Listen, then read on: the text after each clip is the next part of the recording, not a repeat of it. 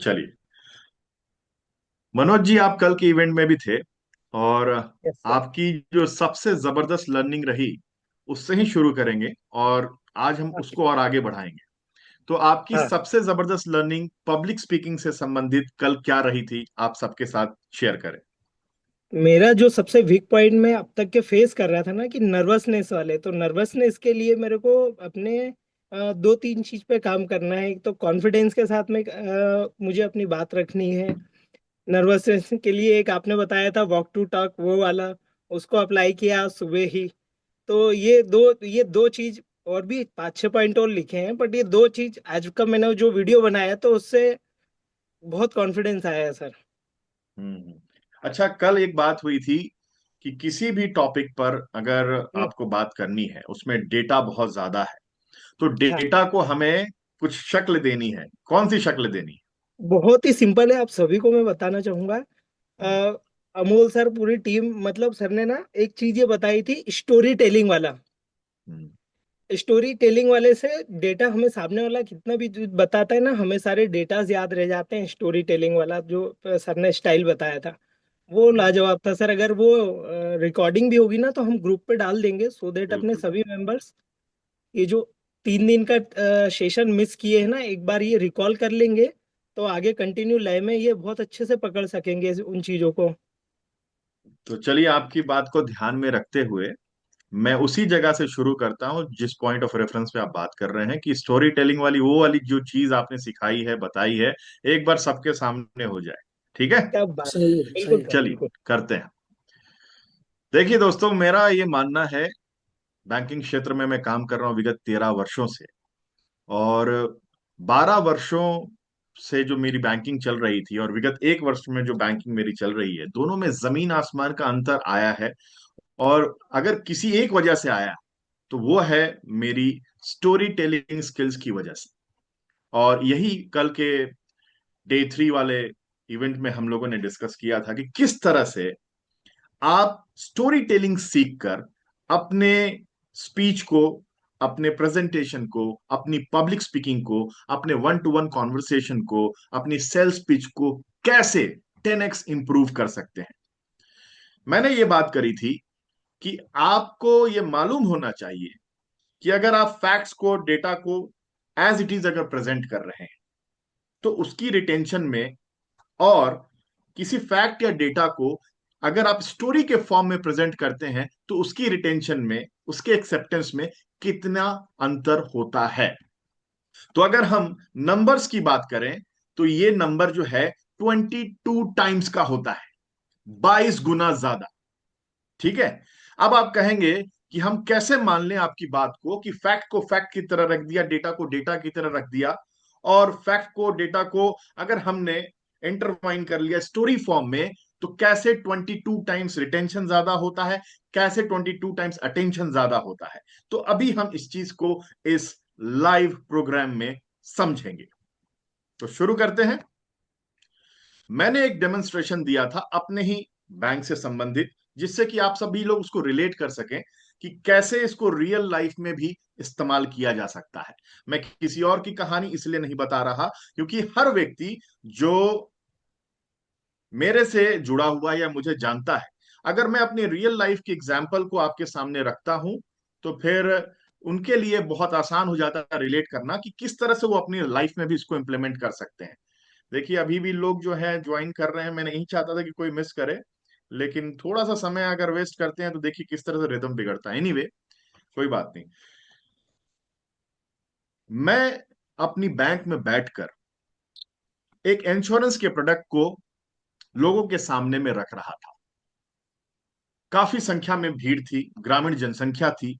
लोगों को ऐसा लग रहा था कि मैं कुछ ऐसा कह रहा हूं जो उनके काम का हो सकता उनके काम का ना हो। ऐसे में एक नौजवान मेरी बातों से थोड़ा सा नाखुश दिखाई देता है। उसकी हाइट करीबन 6 फुट 3 इंच की, लंबे लंबे बाल, गोरा सा चेहरा। 6 फुट 3 इंच का ये नौजवान काफी ज्यादा नाखुश दिख रहा था। मैं अपने प्रेजेंटेशन को लोगों के सामने रख रहा था, वो खींचता हुआ मुझे दिखाई दे रहा था। मैं बोल रहा था आप ये इंश्योरेंस ले लो, इसमें ये खास बात है, ऐसा होने से आपकी हॉस्पिटलाइजेशन का खर्चा बच जाएगा, आपके घर वालों की चिंताएं खत्म हो जाएंगी, और निश्चिंत रह सकते हैं आप, और अपनी दूसरे वॉक ऑफ लाइफ में जो है आप इसको प्लान कर सकते हैं कि कैसे आप अपनी जिंदगी में रिलैक्स्ड वे में अपने काम पे ध्यान दे सकते हैं, और अपने हेल्थ की, अपने जीवन की जो समस्याएं हैं उसका ख्याल आपको साथ साथ रखने की जरूरत नहीं है, क्योंकि आपने ऑलरेडी प्लानिंग कर रखी है इंश्योरेंस के फॉर्म में। मैं कुछ इस तरह की बातें कर रहा था, लेकिन उस युवक को कुछ ना कुछ खटक रहा था। उसको ऐसा लग रहा था कि मैं कुछ सेल कर रहा हूं, मैं कुछ ऐसा कर रहा हूं जो उनसे जबरदस्ती जबरदस्ती या फिर इमोशनली फैसला कराने में उनको मजबूर कर देगा ग्रामीण लोगों को, तो उसे ये अच्छा नहीं लग रहा था। उसे ऐसा लग रहा था कि जो बात है सो बात है, जो फैक्ट है फैक्ट है, उसको एज इट इज रख दिया जाए, उसको ज्यादा लंबा ना खींचा जाए। खैर, वो मेरे सामने आया, लेकिन सामने आकर वो वापस वहां से चला जाता है। दूसरे दिन फिर से उसने मुझे देखा कि मैं यही एक्टिविटी वापस से कुछ लोगों के साथ कर रहा हूं। बीमा के ये फायदा है, बीमा के वो फायदे हैं, ऐसा कर लेने से आपका परिवार निश्चिंत रह सकता है। फिर से ये बातें उसने सुनी। उस दिन भी वो उस तरह के मनोभाव के साथ, उस तरह के भाव के साथ, एक्सप्रेशंस के साथ मेरे सामने आया, वापस चला गया। तीसरे दिन फिर मैं उसी जोश के साथ, उसी ऊर्जा के साथ अपनी बातें रख रहा था, और लोगों को कुछ ना कुछ बात समझ में आ रही थी। कुछ लोग मेरे पास आके अंगूठा लगा रहे थे, कुछ लाल पर्ची मांगकर साइन कर रहे थे। उससे नहीं रहा गया। बोला सर एक बात बताओ, आप ग्रामीण क्षेत्र में क्या रोज रोज कहते हो ये ले लो वो ले लो, ये ले लो वो ले लो। हम पैसा निकालने, पैसा जमा करने आते हैं, हमें एफडी आरडी समझ में आती है, आप ये इंश्योरेंस का प्रोडक्ट बार बार क्यों रोज रोज सेल करते हो? क्या होगा इससे? मैंने एक बात समझी कि इसके मन में इस बात से समस्या नहीं है कि मैं क्या कह रहा हूं, इसके मन में इस बात से समस्या है कि उसका ईगो उसको यह कह रहा है कि तू तो 6 फीट 3 इंच का आदमी है, तुझे क्या आवश्यकता है इंश्योरेंस जैसी चीज की?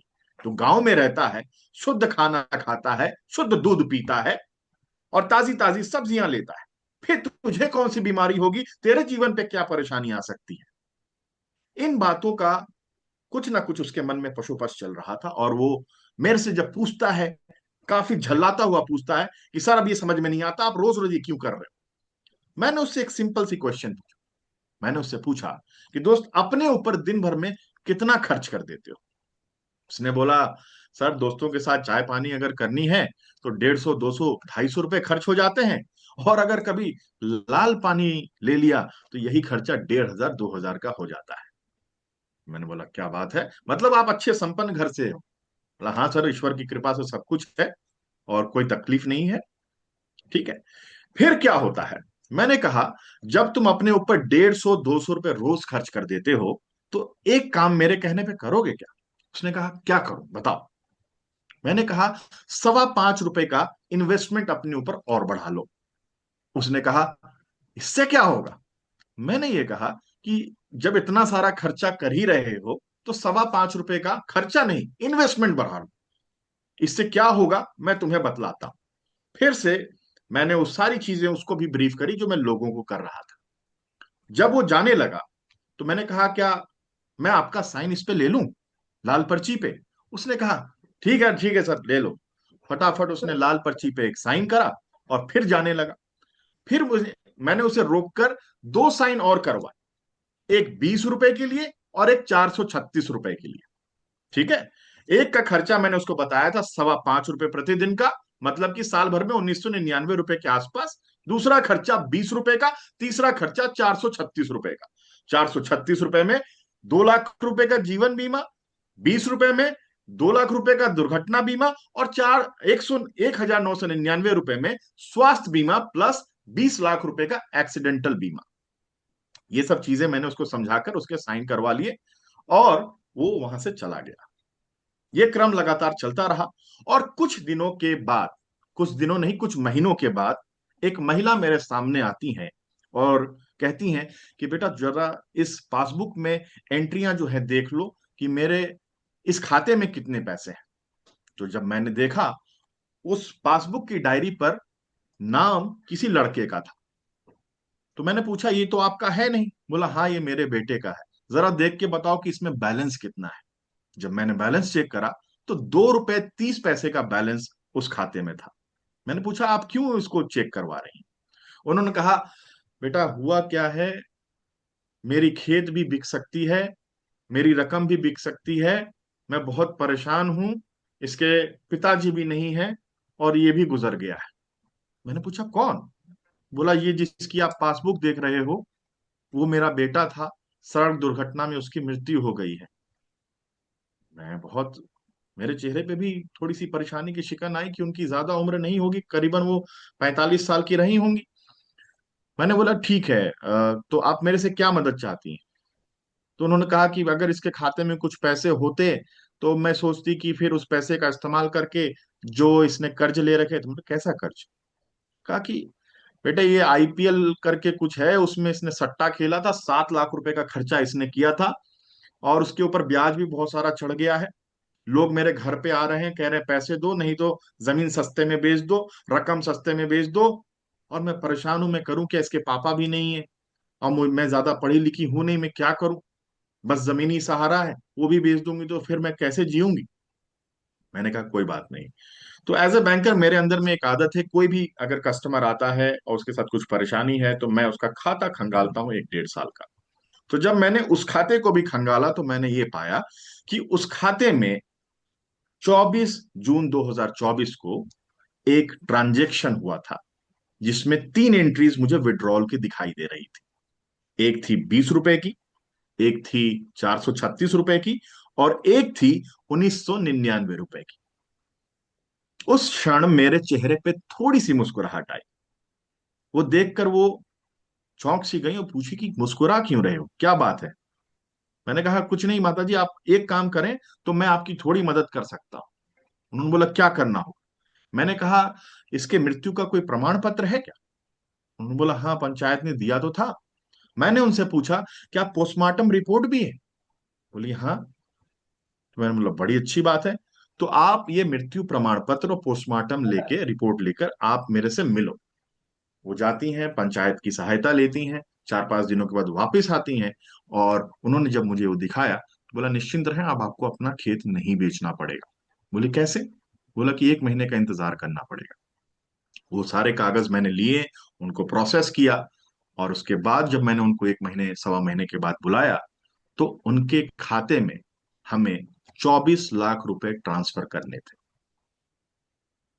वो बहुत ज्यादा अचरज में थी कि ये क्या हुआ, क्या हुआ, ये कैसे हुआ? मैंने कहा कि बेटा आपका भले ही थोड़ा सा ऐसा हो कि वो आपके बातों पे ध्यान ना देता हो, थोड़ा सा बेफिक्र किस्म का आदमी हो, लेकिन अपने जीवन में उसने एक अच्छा काम किया था। उसने कुछ इंश्योरेंस करा लिया था, कुछ ऐसे बीमा करा लिए थे जिसकी वजह से आज आपको आपका खेत नहीं बेचना पड़ेगा। आप जानते हैं उस पैसे से उस माँ ने 7 लाख प्लस ब्याज का जो कर्ज है वो भी चुकाया और साथ में अपने जो बचे हुए उनके पैसे थे उसमें से एक बड़ी अमाउंट का उन्होंने एफडी कर दिया जिससे कि मंथली कुछ ना कुछ उनको रिटर्न मिलता। तो मेरे कहने का ये मतलब है मित्रों कि मैंने आपके सामने में कुछ डेटा रखे थे। वो कुछ ऐसा डेटा था जो कि अगर मैं नॉर्मली आपके सामने प्रस्तुत करता तो शायद आपके दिमाग में से वो डेटा निकल जाता। अब मैं आप में से किसी भी एक व्यक्ति से कुछ क्वेश्चन पूछूंगा, आप उसका जवाब दीजिएगा। अमोल जी, इस कहानी में 3 इंपॉर्टेंट डेटा थे, वो क्या क्या थे एक नंबर्स के तो जो फॉर्म में? जो लड़का था 6 फुट 3 इंच का, जी। वो एक नौजवान था। हम्म। बट आपकी बात सुन के उसने इंश्योरेंस चालू करवाया, वो जी। एक इम्पोर्टेंट था। हम्म। कितने कितने रुपए का इंश्योरेंस उसने करवाया? 1999 का एक था उसका, हम्म। और उसने 24 लाख रुपए का इंश्योरेंस, मतलब उसको क्लेम मिला। एक इंश्योरेंस 1999 रुपए का था, ठीक है। यस। दूसरा इंश्योरेंस कितने रुपए का था? कुछ तो 40 रुपए समथिंग का था। हम्म। तो ठीक है, एग्जैक्टली याद नहीं आ रहा है। कोई बात नहीं। ओके। अब विवेक जी से पूछते हैं। विवेक जी आप अनम्यूट कीजिए अपने आप को।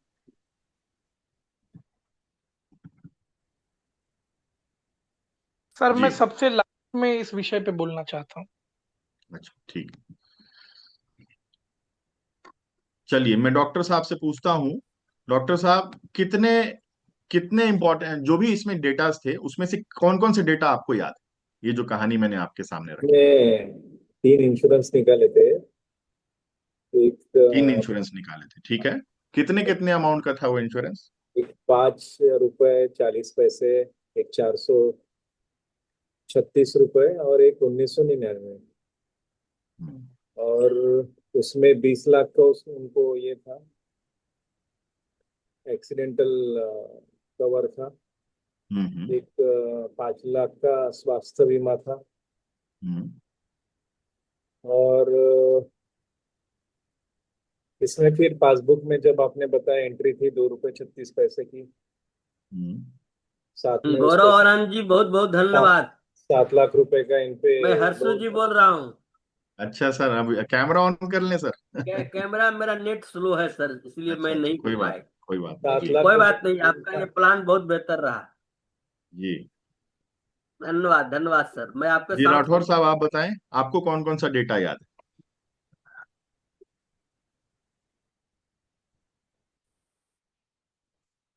इसमें एक 20 रुपए का आपका इंश्योरेंस था, एक 436 रुपए का, है? जी। और तीन आपने इंश्योरेंस करे थे उसके। तो हम्म। और वो जो है इंश्योरेंस का मतलब, एक तो आपका हेल्थ का हो गया, एक एक्सीडेंटल हो गया, और जी। मेरे ख्याल से एक और था शिफ्ट का वो। और इसमें फिर वो जो जून के महीने में 2024 में जून के महीने में जो 3 एंट्री थी, वो हम्म। एंट्री जो है काम आई उस समय। और जो बैलेंस हम्म। था वो 2 रुपये 36 पैसा था। तो ये डेटा एक है। दूसरा, 6 फुट 3 इंच का वो बंदा था जिसको आपने समझाया, और आपने जो है 2 दिन लिए, तीसरे दिन मतलब लगातार आपने समझाया, ये भी था। और हम्म। उसी तरीके से उसी हिसाब से आपने फॉर्म भरवाया। तो कुल मिला के ये एंट्रियाँ मुझे जो याद रही, और वो जी। स्टोरी पूरी याद रही। और जब माता जी जो है वो रो रही थी कि भाई अभी कैसे होगा, 7 लाख का वो बेचना पड़ेगा प्लॉट, तो आपने 24 लाख का उनको रिकवरी दिलाया। राइट साहब? जी। जी। जी। जी, क्या बात है। जी जी। और कोई साहब अपनी बात रखना चाहते हैं? सर मैं यादव बताऊं। जी सबसे लास्ट में बोलेंगे, उसके पहले कोई बोलना चाहते हैं? Sir good evening. गुड मैं इवनिंग सही मैम, से बताइए। बताना चाहूँ। सर पहला उनका 20 रुपए का इंश्योरेंस था। जी। दूसरा 436 रुपए का था सर। जी। और तीसरा 1999 रुपए का था। क्या बात है, बहुत बढ़िया। और उसकी लड़के की हाइट कितनी थी? 6 फुट 3 इंच सर। जी। और उसका रंग कैसा था? सर उसकी हाइट अच्छी थी। और हम्म। मैं वो सुन नहीं पाई थी सर जब तक मैं अच्छा चालू नहीं ठीक है, की आप बाद उसकी में हाइट। आए होंगे, है ना। जी जी सर। एनीवे, ठीक है। और योगेश जी आप बताएं। यस। जी जी, मैं बहुत ध्यान से सुन रहा था चीजों को। हम्म। और हम्म। मैं मतलब आपने जिस तरीके से बताया ना, वो बड़ा क्रिएटिव तरीका है हाँ। चीजों को समझाने का। पहले लड़के की हाइट आती है, लाए हाइट क्लियर है 6 फुट 3 इंच। इसके हम्म। अलावा उसका उसे बड़ा ईगो था। ईगो थोड़ा हम्म। थोड़ा उसे हम्म। समझाए, भाई ईगो से कुछ नहीं होता, थोड़ा चीजों को हम्म। समझ। हम्म। उसके बाद में आपने उसका एक्सीडेंट हो जाता है, उसकी माँ आती है। हम्म। माँ आती है, वो बताती है कि इसने इसने तो आईपीएल का कर्ज कर रखा था 7 लाख रुपए का। इसका तो हम्म। जमीन बिकने वाला है, बड़ा दिक्कत है। हम्म। फिर हम्म। आपने 3 एंट्री देखते हैं आप, हम्म। जैसा कि सब बता चुके हैं, दोहराने की जरूरत नहीं है। उस तीन हम्म। एंट्री के बाद में आप उसे 24 लाख रुपए का इंश्योरेंस देते हैं। ये बहुत हम्म। बड़ी हम्म। बात है। मतलब हम्म। समझो कि किसी के फ्यूचर के बारे में हम सोच रहे हैं, हम्म। और सामने वाले को उसको फायदा हो रहा है। ये बहुत बड़ी बात है। कम बेनिफिट हम्म। नहीं होते ये। बाकी जी। जिस जी। तरीके से कहानी को रोचक बनाया, उसके लिए आपकी दिमाग की तारीफ करनी पड़ेगी। जिस हिसाब से हम्म। आपने कहा, बहुत बहुत रोमांचक तरीके से मतलब समझा दिया आपने। जी धन्यवाद। अमोल साहब आप बोलेंगे? सर। बोले सर। हाँ तो वही मुझे भी वही कहना था। जो लड़का है 6 फुट 3 इंच का है, गोरा है, उसके जी। लंबे जी। बाल है, उसको बहुत हम्म। एटीट्यूड है, और वो बैंक में हम्म। आ रहा है। आप उसको, वो बोल रहा है कि ये रोज रोज आप क्या सुना रहे हो हमको, इंश्योरेंस हम्म। इंश्योरेंस। तो आप उसको सभी लोगों समझाते ने हो बट। ऑलमोस्ट। जी जी, बोलिए, कंप्लीट हाँ। कीजिए सर। तो बाद में आपने उसको इंश्योरेंस करने के लिए सलाह दी, बट बाद में उनकी माता जी आ जाती है, तो ये हादसा बताती है ऐसा ऐसा हो गया। ठीक था वो तो डेली आपने देखा कि वो वो जो एंट्रीज था, वो एंट्रीज एक 436 रुपये का, 1999 रुपीज का, और ये था जो आपने इंश्योरेंस करवाया। और उसको बाद में जो भी उनके घर में लोग आते थे वो सब मतलब रिकवरी करने के लिए, तो उनसे छुटकारा पाने के लिए उनको जमीन बेचना पड़ा था या फिर कोई चीज था, तो उससे छुटकारा मिला कि इतना बड़ा अमाउंट, एक 24 लाख रुपए का उनको मिला। और उन्होंने उसका एफडी भी डाला, तो हर महीने का उनको कुछ अमाउंट, फिक्स अमाउंट भी आने लगा। तो एक टोटल जी। एक बढ़िया स्टोरी हो गई है, बहुत जबरदस्त। जी। तो जी और कोई बोलना चाहेंगे या विवेक जी अब हाँ, इसमें माइक जो ऑन करें? इस एक मिनट जी में कुछ कहना चाहता हूँ। जी जी जी इसमें प्लीज। जो एक इम्पोर्टेंट पॉइंट आपने जो उनको बोला था, वो बहुत ही अट्रैक्टिव लगा मुझे, कि इस आके आप अपने छोटे से इन्वेस्टमेंट को बढ़ाना चाहते हैं। है तो insurance hmm selling, but hmm pitch is fantastic. Like hmm छोटा सा इन्वेस्टमेंट आप बढ़ाते थे, और कितना बड़ा लाइफ में टर्निंग पॉइंट हुआ है। So this is really good, जो आई कुड ये सिर्फ इम्पर फ्रॉम 5 रुपए बढ़ाने को बोला था। हाँ, ये गौरव जी, इन्वेस्टमेंट। यस। जी हेलो गौरव जी, जी जी मैं ये कहना चाहता हूँ कि 436 वाला जो है वो प्लान जी। 85 वर्ष तक का है। हाँ मैं बताऊंगा सर, वो लड़का भी 22 साल का ही था। बिल्कुल बिल्कुल सर। जी। और कोई, या फिर विवेक जी से बात करें? जी विवेक। हाँ विवेक जी कीजिए कंक्लूड कीजिए करेंगे। सर। हाँ सर, बहुत बहुत धन्यवाद आप सभी को। और बहुत ही अच्छा लग रहा है कि गौरव सर को सुनने का मौका मिला। पहली बात, जो भीड़ कम यहाँ जुटी है इसकी प्रति मुझे बहुत नाराजगी है। इतने बढ़िया वक्ता और भीड़ हाँ, यस। दोबारा नहीं होना चाहिए। और डॉक्टर साहब को साधुवाद है कि डॉक्टर साहब खुद भी आए और अपने बड़े भाई या छोटे भाई को भी साथ लाए हैं। एक टिकट में दो का मजा ले रहे हैं। और जी सबसे इम्पोर्टेंट चीज की जो सर ने ये स्टोरी टेलिंग बताई है, ये प्रधानमंत्री बीमा योजना है। ठीक है, जीवन ज्योति बीमा योजना 18 वर्ष से 50 वर्ष के लिए। और मैं इसको रियल लाइफ स्टोरी बताता हूँ आपको। हमारे यहाँ जिस विधानसभा से मैं तैयारी कर रहा हूँ, एक ग्राम सभा है रेउसा। रेउसा में पति पत्नी दोनों ने आत्महत्या कर ली थी। और जी उन दोनों के खातों से ये जीवन बीमा योजना का पैसा कटता था। उनकी 3 लड़की और एक लड़के थे। और हम लोगों ने उस बीमा कटने की सारी रिपोर्ट डीएम को, एसडीएम को और तहसीलदार, नायब तहसीलदार को दी।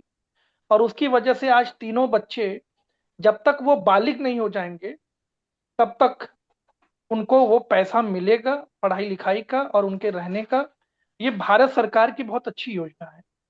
सबसे मुख्य पॉइंट जो है कि वो लड़का देख रहा है, वॉच कर रहा है, एटीट्यूड है, 6 फुट 3 इंच है, लेकिन उसको स्वयं का संज्ञान नहीं कि 200 300 वो खाने पीने में उड़ा रहा है। लेकिन महीने की एक छोटी चीज करके वो अपने जीवन को सुरक्षित कर रहा है। और वो इसी तरीके का ही एक वकीलों का भी बीमा होता है सर। जब रेलवे के ट्रिब्यूनल में आप जाएंगे और या वकालत के ट्रिब्यूनल में आप जाएंगे, तो उसमें भी ये बीमा की राशि जब वकालतनामा जमा होता है तो उसमें वो पैसा कटता है। उससे उनका भविष्य और उनका परिवार सुरक्षित रहता है। ये बहुत अच्छी और बहुत ही, सजग करने वाली चीज है। जैसे ये सिलेंडर भी अपने घर में रखा होता है, इसका भी इंश्योरेंस होता है, लोगों को जानकारी नहीं होती। और जो काम आप गांव में जाकर के ये प्रधानमंत्री बीमा योजना जो देने का काम कर रहे हैं, या जीवन ज्योति का है, और भी तमाम इसमें छोटे बड़े हैं, आंशिक विकलांगता का भी उसके अंदर है। जी। और ये जब आप बताते हैं और एक घर जुड़ता है तो उससे 10 लोग लाभान्वित होते एब्सोल्युटली सही। हैं। ये बहुत ही इंपॉर्टेंट और ये रियल स्टोरी पे बेस्ड है। बिल्कुल। थैंक यू बहुत बहुत विवेक जी। आपका आप, धन्यवाद। नहीं नहीं, बहुत ही अच्छा, आपने हमारी बहुत बढ़िया जानकारी सर, को और ज्यादा समृद्ध किया। बहुत बढ़िया thank you Vivek very sir. Much. Roshan ji, आप कुछ कहना चाहेंगे? Yes sir. Good evening Gaurav ji. मैं डॉक्टर केतन जी का छोटा भाई हूँ। उन्होंने जी मुझे इसमें इनवाइट करके बोला था कि आप ये ज्वाइन करो। हालांकि जी मैं भी पहले इंश्योरेंस सेक्टर में ही था। मैं भी जी। एसबीआई लाइफ में काम करा मतलब कर चुका हूँ। तो सर जैसे विवेक जी ने भी बोला है कि आ, जैसे उनकी भी स्टोरी में कहीं ना कहीं वो जो फैमिली है उनको सपोर्ट हुआ इंश्योरेंस से। पर सर जी। मेरा अनुभव इसमें हालांकि बहुत अलग रहा है लाइफ हम्म। इंश्योरेंस में। क्योंकि जी। हम लोग भी गांव-गांव जाके मतलब एजेंट को ट्रेनिंग देके उनसे IC33 का एग्जाम पास करवा के उनको हम्म। इंश्योरेंस बेचने के लिए हम लोग प्रवृत्त करते थे। बट ठीक है। बहुत बार क्या होता था कि बिकॉज सेल्स अभी भी मैं सेल्स में ही हूँ। तो हम्म। क्या होता है कि इन लोगों को जो टारगेट आते हैं कंपनियों को, जी। तो ये कंपनी कल्चर जो है ये बहुत ही मतलब उनके जो टारगेट्स है वो कंप्लीट करने के लिए इन लोगों हम्म। को कोई भी प्रोडक्ट बेचने के लिए, मतलब जैसे कि तभी यूलिप का प्रोडक्ट आया था, मतलब अभी भी हम्म। चल रहा है मार्केट में। तो जी। एजेंट्स को बोलते थे कि आप ये बेचोगे तो आपको इतना ज्यादा कमीशन आएगा।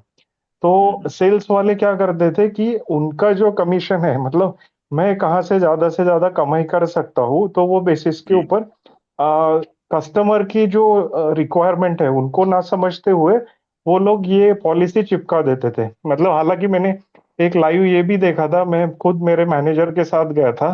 एक हम्म। एनबीएफसी बैंक था वहाँ का, छोटा बैंक, जी। जिसको हम लोग एक छोटा ही बैंक था, उसमें बहुत सारे गांव के लोगों को ये खेत के लिए कर्ज दिया गया था, खेती के लिए। हम्म।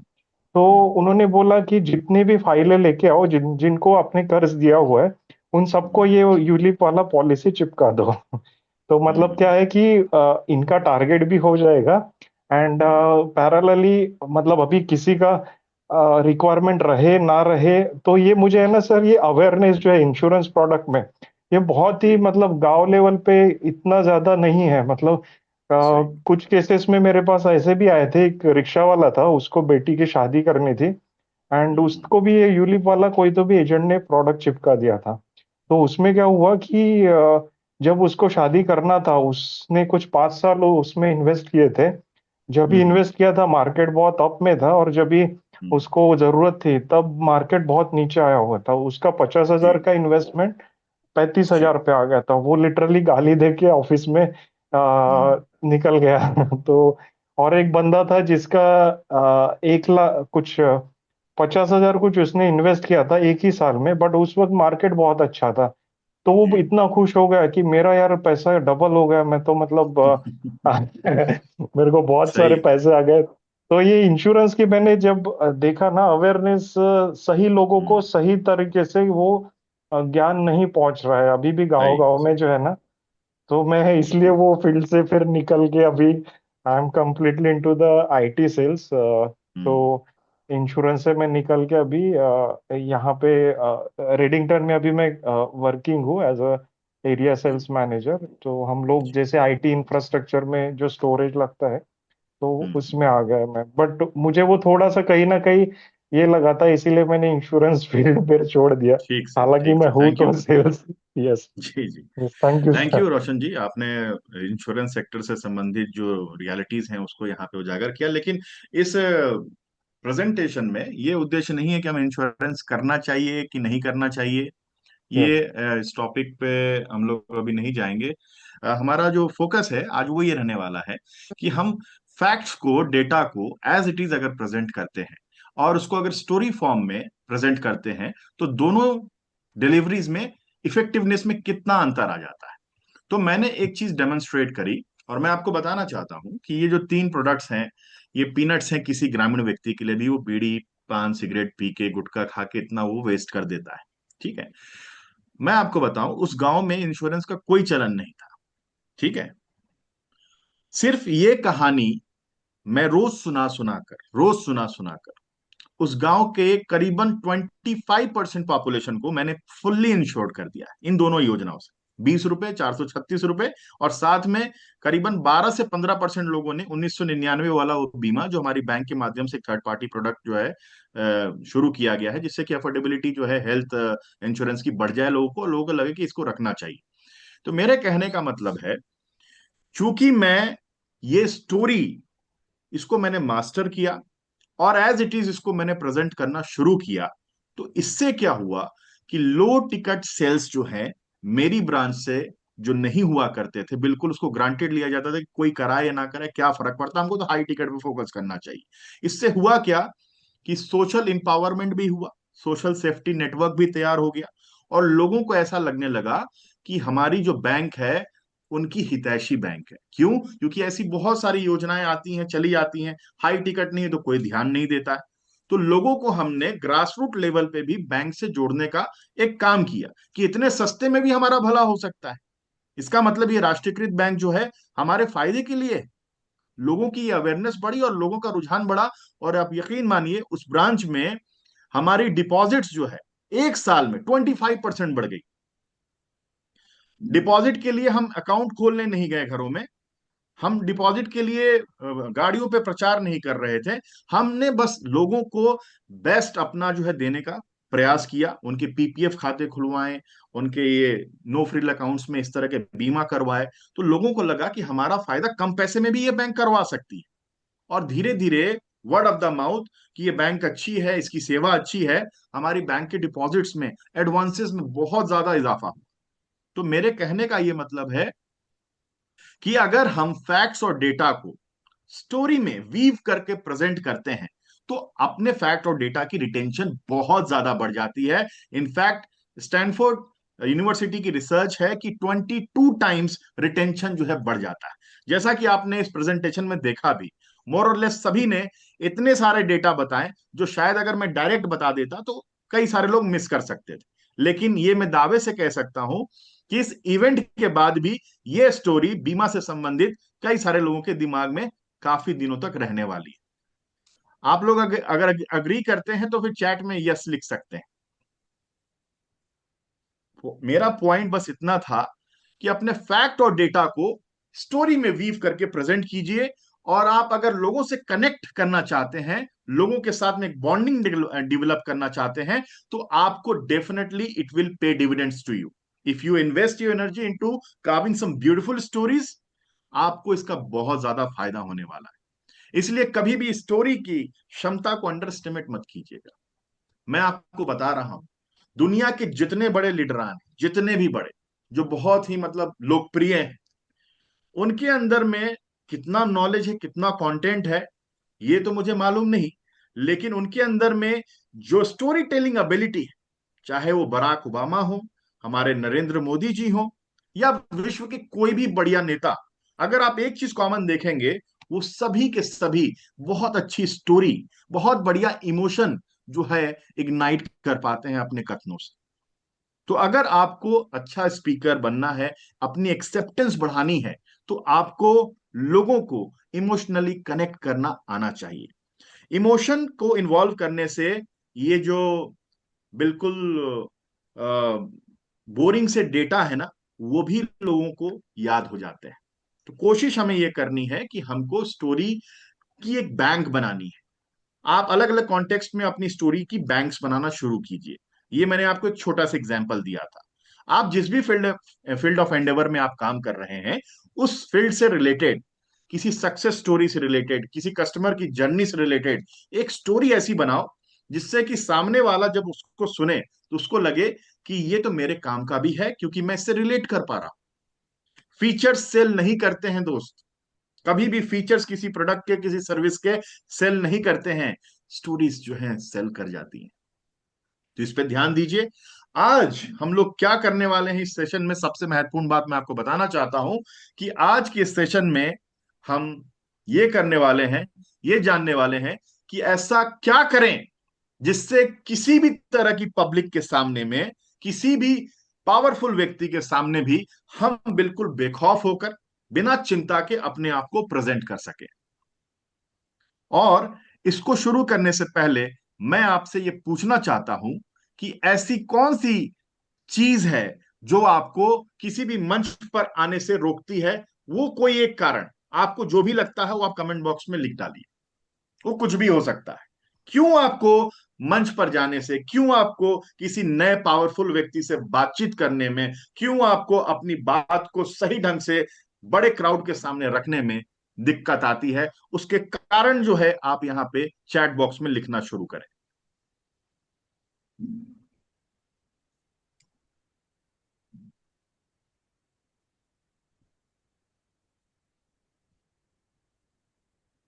Self confidence. डॉक्टर साहब कह रहे हैं सेल्फ कॉन्फिडेंस। जी।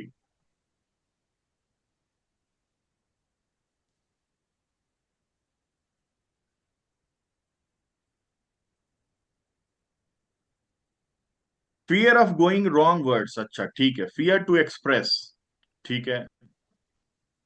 और स्पीच वर्ड बहुत से होते हैं, भूल जाता हूं, गुड।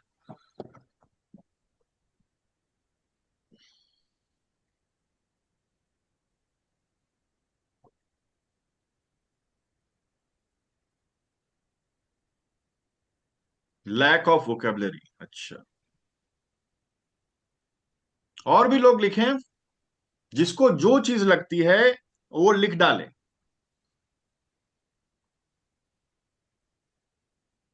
कनेक्ट होने का डर, अच्छा।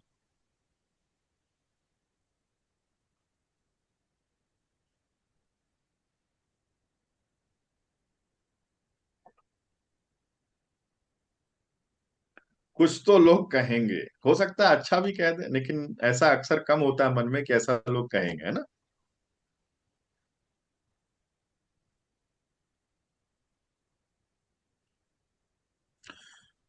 और कोई आ रहा है answer? Putting words in storytelling way, अच्छा, इसकी दिक्कत है। रवि जी, आप कुछ कहना चाहते हैं?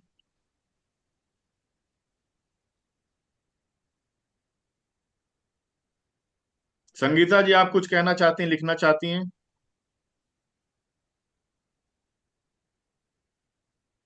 निहारिका जी? लोग मजाक उड़ा सकते हैं, लैक ऑफ कॉन्फिडेंस, ठीक है। चलिए ठीक है, मैंने, जी विवेक सिंह जी अपना हाथ उठा रहे हैं, जी बताएं, बोले। जैसा मुझे महसूस होता है कि लैक ऑफ नॉलेज सबसे इम्पोर्टेंट है, लैक ऑफ कॉन्फिडेंस भी है, हेजिटेशन भी है, शिवरिंग है, फियर पब्लिक है, स्पीच हम्म। नॉलेज है, कंटेंट है, कंटेक्स्ट है, क्राउड फियर हम्म। है, लोग क्या कहेंगे सोचेंगे, ये तमाम हम्म। सारी बातें जो आती हैं, इसी हम्म। वजह से ही आपको कॉन्फिडेंस फील नहीं होता स्टेज पे जाने का। और वेरी ये गुड, सारी बहुत चीजें बढ़िया। अगर हैं तो आपको हम्म। कभी भी फियर महसूस नहीं होगा। बहुत बढ़िया, क्या बात है। देखिए, अब एक चीज मैं आपको दिखाना चाहता हूं। ये जो चीज है, आप शायद इस पे देख पा रहे हैं, तो मुझे थम्स अप दीजिएगा। दिखाई दे रहा है आपको क्लियर? नहीं दिख रहा है? ब्लर ब्लर हो रहा है। थोड़ा सा पीछे कर लें सर। अब दिख रहा है? नो सर, ब्लर नहीं हो दिख रहा रहा, है। कोई बात नहीं, मैं इसको पढ़ के बताता हूं। देखिए इसमें क्या लिखा है, the hidden pen points of low confidence. जब तक समस्या क्या है आप उसे नहीं जान लेते हैं, तब तक समस्या को दूर करना मुश्किल है। इसीलिए आपको यह समझना आवश्यक है कि आखिर क्या वजह है कि हम बोलने से कतराते हैं, क्या वजह है कि हम ऑडियंस को फेस करने से कतराते हैं। तो आज आपको वो सारी समस्या, जो 5 प्रमुख कारण हैं, उसके बारे में हम सीखने जा रहे हैं। सबसे पहली जो चीज है वो देखिए, कह रहा है over thinking, over thinking for everything, over thinking for everything, ठीक है। दूसरा पॉइंट है फियर ऑफ जजमेंट, जैसा कि विवेक जी ने बताया, फियर ऑफ जजमेंट। तीसरी चीज है इम्पोस्टर सिंड्रोम, इसके बारे में हम लोग विशेष रूप से आज बात करने वाले हैं, इम्पोस्टर सिंड्रोम। चौथी चीज है अवॉइडिंग विजिबिलिटी, ठीक है। और पांचवी चीज है क्रोनिक कंपैरिजन, ठीक है। तो जो जो चीजें आपने सुनी हैं वो आप चैट बॉक्स में लिख सकते हैं। सबसे पहला क्या बोला मैंने, ओवर थिंकिंग अबाउट एवरीथिंग, ठीक है। दूसरी चीज है फियर ऑफ जजमेंट। तीसरी चीज है इम्पोस्टर सिंड्रोम। चौथी चीज है अवॉइडिंग विजिबिलिटी। और पांचवी चीज है क्रोनिक कंपैरिजन। चलिए, सबसे पहले हम शुरू करेंगे ओवर थिंकिंग अबाउट एवरीथिंग। होता क्या है, हाँ ठीक है, निहारिका जी कह रही ओवर थिंकिंग। इसमें क्या होता है, विवेक जी ने एक बहुत अच्छी बात रखी कि अगर नॉलेज की कमी है तो आपको बहुत ज्यादा डर लगेगा, आप बहुत ज्यादा हिचकिचाएंगे कि आता तो है नहीं, बोलेंगे क्या। ये बात तो सही है। अगर आप जिस बारे में बोलने जा रहे हैं उस फील्ड में आपकी एक्सपर्टीज नहीं है, उस फील्ड में आपकी महारत नहीं है, तो फिर आप बोलेंगे कैसे? क्योंकि आप कितना भी बढ़िया बॉडी लैंग्वेज जानते हो, कितनी बढ़िया एक्सप्रेशंस आप दे सकते हो, कितना भी बढ़िया आप अपनी टोनालिटी में चेंजेस ला सकते हैं, लेकिन अगर अपने पास अपने फील्ड का नॉलेज नहीं है तो हम बिल्कुल अपने आप को एक्सप्रेस नहीं कर सकते। तो अब यह प्रश्न उठता है, क्या पब्लिक स्पीकिंग सब व्यक्तियों के लिए है? क्या पब्लिक स्पीकिंग के हर टॉपिक सब व्यक्ति के लिए है? तो इसका आंसर है नहीं। अगर आप अपने फील्ड ऑफ एंडेवर में किसी भी टॉपिक पर बोलने जाएंगे तो आपका कॉन्फिडेंस ज्यादा होगा उन लोगों से जिनके पास में उस फील्ड का कोई एक्सपीरियंस नहीं है। तो अगर आपको ऐसा लगता है कि किसी मंच पर आप मान लीजिए डॉक्टर हैं और राजनीति की बात करने के लिए डॉक्टर साहब को आमंत्रित कर लिया गया मंच पर, तो डॉक्टर साहब ये सोचेंगे कि अरे बाप रे, ये मैं क्या बोलूंगा यहां पे जाके। तो ये जो डर है आपका, ये जो मन में हिचकिचाहट हो रही है आपकी, ये अस्वाभाविक नहीं है। ये बिल्कुल स्वाभाविक सी बात है कि जब आपके पास में अपनी फील्ड की नॉलेज कम होती है, फील्ड की पर्याप्त नॉलेज नहीं होती है, तो आप हिचकिचाएंगे। इसलिए ऐसा कोई सा भी असाइनमेंट जो आपके फील्ड का नहीं है, उसको करने से पहले साफ साफ समझ लीजिए कि अगर आप मंच पे जाएंगे, अपनी बात रखने की कोशिश करेंगे, आप रॉट लर्निंग करके मेमोराइज करके भी चले जाएंगे, तो you will not sound natural. If you really want to come across, appear as someone who has got profound knowledge of your field of endeavor, तो आपको सबसे पहले अपने आप से ये प्रश्न पूछना चाहिए कि इस फील्ड में मेरी एक्सपर्टीज कितनी है। अगर आपकी एक्सपर्टीज अच्छी है तो चांसेस हैं कि आप मंच पर जाएंगे और कुछ ना कुछ अच्छा ही करके आएंगे। दो चार बातें करेंगे, हो सकता है कि आपकी टोनालिटी में कमी रह जाए, हो सकता है आपके एक्सप्रेशंस में कमी रह जाए, हो सकता है आपकी बॉडी लैंग्वेज कमजोर हो जाए, लेकिन कुछ ना कुछ आप मंच पर जरूर बोल आएंगे, या कुछ ना कुछ आप सामने वाले को जरूर बता पाएंगे, इंपॉर्टेंट बता पाएंगे। यहां पर एक बात यह है, नॉलेज को इंपॉर्टेंट तो देना ही पड़ेगा, इंपॉर्टेंस देना ही पड़ेगा, लेकिन सबसे इंपॉर्टेंट बात हम क्या सोचने लगते हैं कि public speaking it's about me. ऐसा नहीं होता है। पब्लिक स्पीकिंग, जो दो वर्ड्स हैं आप देखिए, उसको मिला के जो फ्रेज है, उसमें क्या हो रहा है? पब्लिक स्पीकिंग मतलब जो पब्लिक शब्द है उसको आप गौण मत कीजिए। It's not about you my dear friends. आप कभी भी अगर ऐसा सोचेंगे कि आपको देखकर सामने वाला क्या अज्यूम करेगा, आप मोटे दिख रहे हैं, आपके बाल सफेद दिखाई दे रही है, आपकी दाढ़ी सही नहीं दिख रही है, आपके कपड़े में आयरन नहीं है, ये बातें अगर आप ज्यादा सोचेंगे तो फिर आप पब्लिक पे फोकस नहीं कर पाएंगे। अगर आपका इंटेंट दूसरे को सर्व करना है, दूसरे की नॉलेज में इजाफा करना है, दूसरे को वैल्यू देना है, तो फिर पब्लिक स्पीकिंग आपके लिए आसान हो सकती है।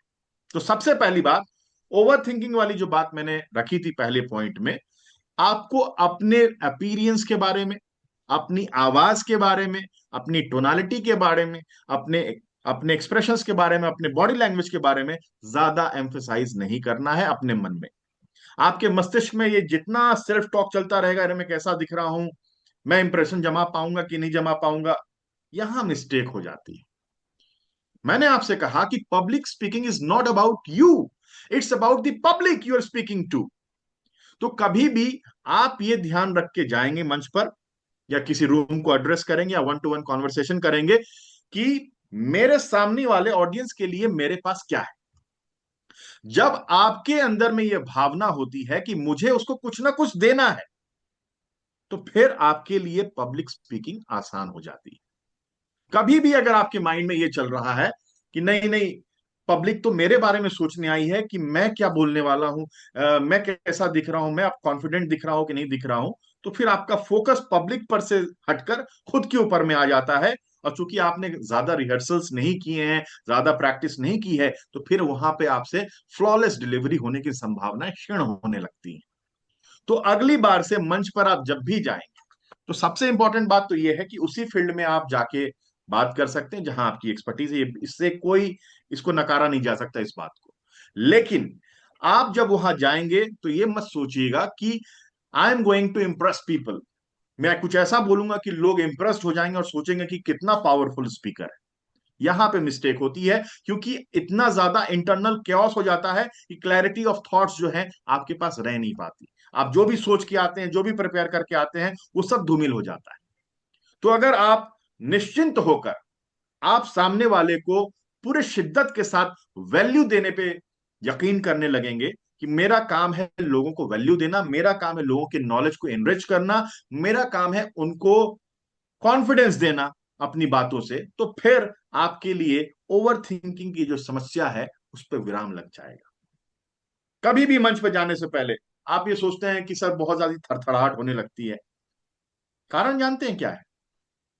आप मंच के अभ्यस्त होते नहीं हैं, और जब आपको मंच मिलती है, इतने सारे लोग आपको देखने लगते हैं, तो फिर आपके मन में यह आता है कि अगर मैं मंच पे गया और सामने वाले ने मुझे टेंस्ड देख लिया और फिर सोचने लगा, अरे ये क्या बोलेगा, तो वो उनकी जो ऊर्जा है वो आपके अंदर भी आ जाती है ना। और ये जो है कंटेजियस होती है। आप ऐसा सोचते हैं कि भाई अब मैं क्या करूं, अब मैं क्या बोलूं, अब मैं सांस कैसे लूं, मैं कैसा दिखूं, इन सब चीजों में नहीं पड़ना है ज्यादा। आप हमेशा अपने आप को ये रिमाइंड कराना कि मैं यहां स्टेज पर, मंच पर, या वन टू वन कॉन्वर्सेशन में, या सेल्स की पीच पर क्यों हूं। आपका वाई आपको मालूम होना चाहिए। आपका अगर वाई आपको क्लियर नहीं है तो हमेशा इस तरह का क्योटिक माहौल बनता रहेगा आपके माइंड में, और बाहर के नॉइस से ज्यादा अंदर जो नॉइस चल रहा है, अंदर जो क्योस चल रहा है, उससे ज्यादा होगी, उससे ज्यादा अफेक्टेड होगी आपकी डिलीवरी, और फिर आप कभी भी 100% परफॉर्म नहीं कर पाएंगे जितना आप प्रिपेयर करके आते हैं। तो ओवर थिंकिंग से सबसे पहले अपने आप को निजात दिलानी पड़ेगी। इसकी कुछ टेक्निक्स है कि हम ओवर थिंकिंग से कैसे बच सकते हैं डिलीवरी के पहले। तो सबसे पहले आपको ये समझना पड़ेगा, जितना ज्यादा बैकग्राउंड में आप रिहर्स करेंगे, जितना ज्यादा अपने आप को रिकॉर्ड करेंगे, जितना ज्यादा अपने उन रिकॉर्डेड वीडियोस को, मैं मिरर पे प्रैक्टिस की बात नहीं कर रहा हूं, रिकॉर्डेड वीडियोस की बात कर रहा हूं, जितना ज्यादा आप रिकॉर्डेड वीडियोस को देखेंगे अपने, आप उतनी ज्यादा गहराई से समझ पाएंगे कि आपके किस एस्पेक्ट ऑफ डिलीवरी में कमी रह जा रही है। कहीं आपकी बॉडी लैंग्वेज इस्तेमाल बराबर नहीं हो रही है, आपकी आई कांटेक्ट जो है गड़बड़ हो रही है, फिर या आपकी आवाज के पिच में प्रॉब्लम है, या आपकी आवाज के टोनालिटी में दिक्कत है ना।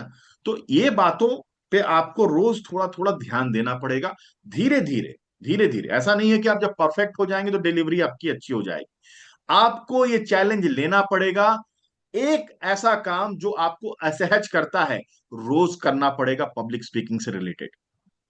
जिस भी चीज में आपको डर लगती है, आप अगर वो काम को करना शुरू करते हैं तो उसने इसने आपके अंदर में उस चीज को टैकल करने की जो है क्षमता अपने आप बढ़ने लगती है।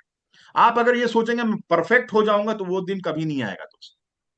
आपको इस बात को मानना पड़ेगा कि हर व्यक्ति की जिंदगी में वो दिन आएगा जब उसका माहौल उड़ सकता है, उसके साथ में लोगों का जो रिएक्शन है थोड़ा सा अकवर्ड हो सकता है, लोग जो है थोड़ा सा मुस्कुरा सकते हैं कि अरे ये कैसा लग रहा है, ये होगा।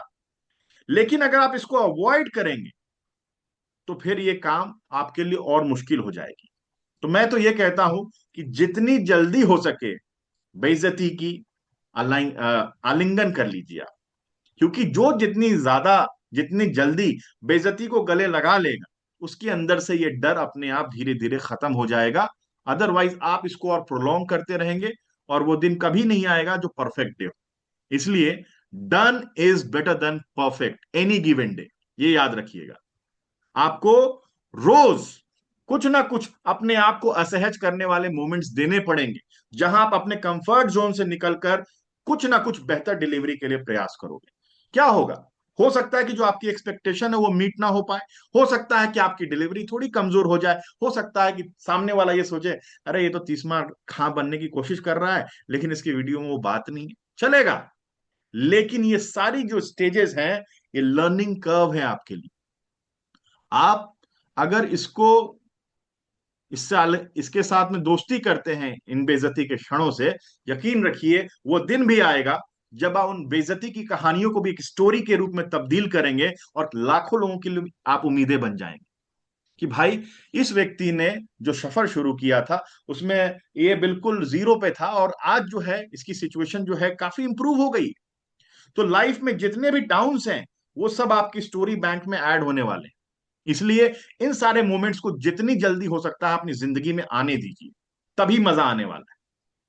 पहले पॉइंट से कितने लोग इत्तेफाक रखते हैं जो मैंने बातें कही? और आपको अगर कुछ कहना है इस बारे में या फिर ऐड करना है तो आप कह सकते हैं अपने आप को अनम्यूट करके। गौरव जी, मुझे भी आपका ये सुन के बहुत जबरदस्त कॉन्फिडेंस आ गया।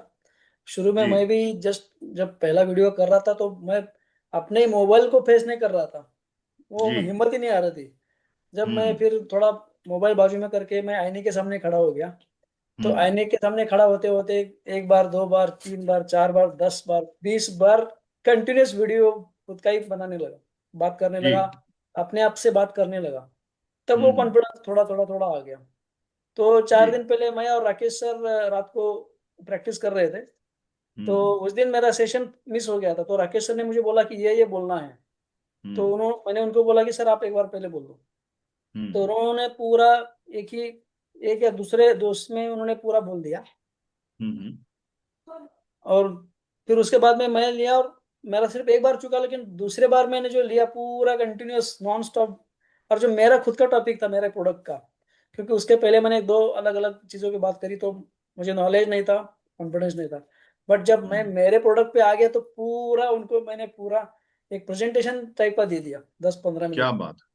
तो वो बहुत जबरदस्त रहा, एकदम जबरदस्त। मतलब आपको ये बात समझ में आ रही है सर कि अगर आप अपनी एक्सपर्टीज के फील्ड में अगर आप यस, कुछ भी बोलेंगे तो ये मान राइट, के चलिए कि आप उसको कंप्लीट करने की स्थिति में रहेंगे, है यस, कि नहीं? यस, तो यस। अपने आप को सबसे पहले ये समझाना पड़ेगा कि हाँ, पब्लिक स्पीकिंग का ये मतलब नहीं कि कोई टॉपिक मिल गया और उस पर मैं अच्छा बोल लूंगा, नहीं। नहीं होगा। ठीक है। यस, ये जरूरी नहीं है कि आप हर टॉपिक पे अच्छा बोले, लेकिन यस, जहां आपकी एक्सपर्टीज है वहां पर लोग आपको अथॉरिटी के रूप में जाने, ये आपका एग्जैक्टली, प्रयास होना चाहिए। Exactly, correct. ठीक है। थैंक यू, कोई थैंक यार, यू। कोई और कुछ कहना चाहता है इस बारे में?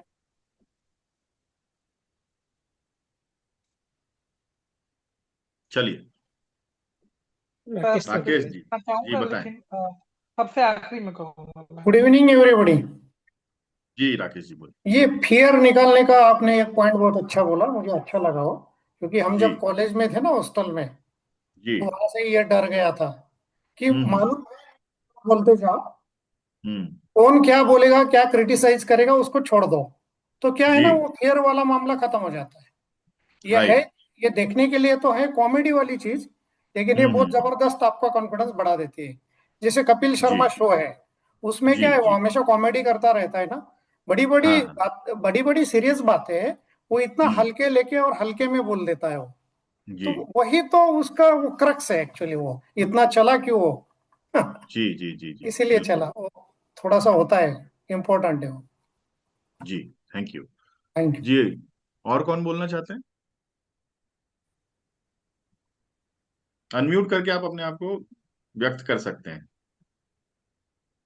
देखिए, जितना ज्यादा इंटरेक्टिव होगा उतना ज्यादा मजा आने वाला है, क्योंकि जानते हैं हम और लोग अक्सर जो है ना पब्लिक स्पीकिंग को लेके बहुत सारी भ्रांतियां मन में पाल लेते हैं कि अगर कोई क्रिकेटर आ गया, बहुत स्मार्ट लग रहा है, उसको उसको इस फंक्शन में इनवाइट कर लेंगे, उसको अच्छे से प्रमोट कर देगा। ऐसा नहीं होता है। मैं आपको भी बताऊंगा दो तीन चीजें अभी जो मेरे साथ भी घटित हुई हैं रिसेंटली।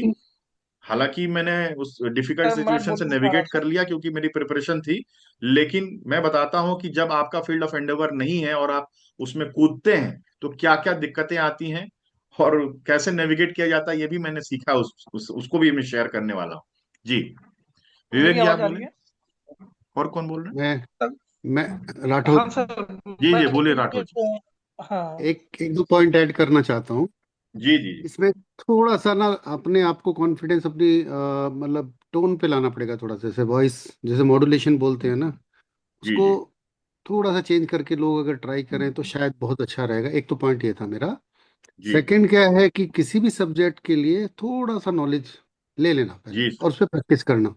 वो कॉन्फिडेंस आपको बहुत बढ़ा देगा। जिस सब्जेक्ट के बारे में आपको मालूम नहीं है, लेकिन आप उसको जो है 4-5 लाइनें उसकी लेके और प्रैक्टिस करें, और वो आपको कॉन्फिडेंस ऐड कर देगा इसमें। This is what hmm. I feel. ये एक जी ऐड जी करने। जी। जी जी। जी Vivek ji. Thank you. Thank you. Sir thank you so much. मैं ये बोलना चाह रहा था कि गांधी जी को अगर देखें, अगर वो ट्रेन से न फेंके गए होते तो आज गांधी जी ना होते। हाँ, जी और अमिताभ बच्चन अगर नकारे न गए होते तो आज अमिताभ बच्चन न होते। जी और जिस कपिल शर्मा की बात हम कर रहे हैं उनके बारे में भी हम ये बातें जानते हैं। और मुझे लगता है कि जो मैच्योरिटी हम लोगों के अंदर है और जिस स्टेज पे हैं, ये फियर और ये जितनी भी चीजें हैं, देखिए मैं नेचुरल चीजों पे बहुत बिलीव करता हूँ। जितना आप अपने आप को कोशिश करेंगे झांकने की, उतना आप डिस्टर्ब होंगे, जो मैं फील करता हूँ। ये मेरा अपना पर्सनल ओपिनियन। आप जितना नेचुरल होकर के जाएंगे और जितना आप जानते हैं वो कितना खास है, वो इम्पोर्टेंट है। आप सब नहीं जानते। सही। हाँ, ये कंटेंट जो है अगर एक रात पहले पता है तो उस पे आप वर्कआउट कर सकते हैं, क्योंकि कंटेंट ही वो आपको चीज लेकर के आएगा जिसमें आपका आंखों का इंप्रेशन, हाथों का इंप्रेशन, आपके वर्ड का मॉड्यूलेशन, ये सब नेचुरल ही आता है। इसको नेचुरल आने दीजिए। साइंस और आर्ट दो चीजें हैं। साइंस किसी भी चीज का आपको क्लिष्ट भाषा में लेकर के जाता है, और जो आर्ट है वो नेचुरल है। वो ऑटोमेटिक आपको फिनिशिंग हर चीज धीरे धीरे। मैं मनोज साहू जी को फर्स्ट डे से देख रहा हूं।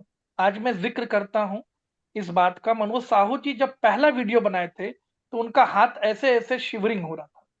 यस। ऐसे ऐसे शिवरिंग हो रहा था। उनकी आंखें मैच नहीं कर रही थी, उनके होंठ मैच नहीं कर रहे। जब डे बाय डे उस काम को वो करने लगे तो आज उन्होंने टहलते हुए बनाया वीडियो। ये कॉन्फिडेंस धीरे धीरे बूम हुआ, और ये इनके अंदर ही था। उसको ढूंढने में इसको समय लगा।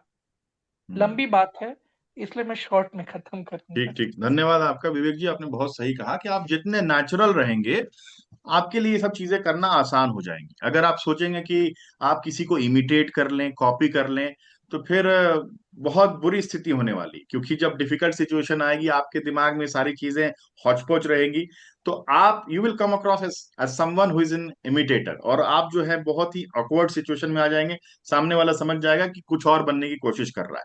तो कभी कभी आपकी जो वल्नरेबिलिटी होती है, जो आप होते हैं, जो आपकी कमजोरियां होती हैं, वो ज्यादा रिलेटेबल साउंड करती हैं लोगों को।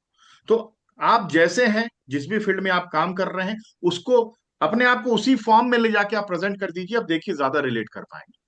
आपको अमिताभ बच्चन बनने की आवश्यकता नहीं है, आपको शाहरुख खान बनने की जरूरत नहीं है।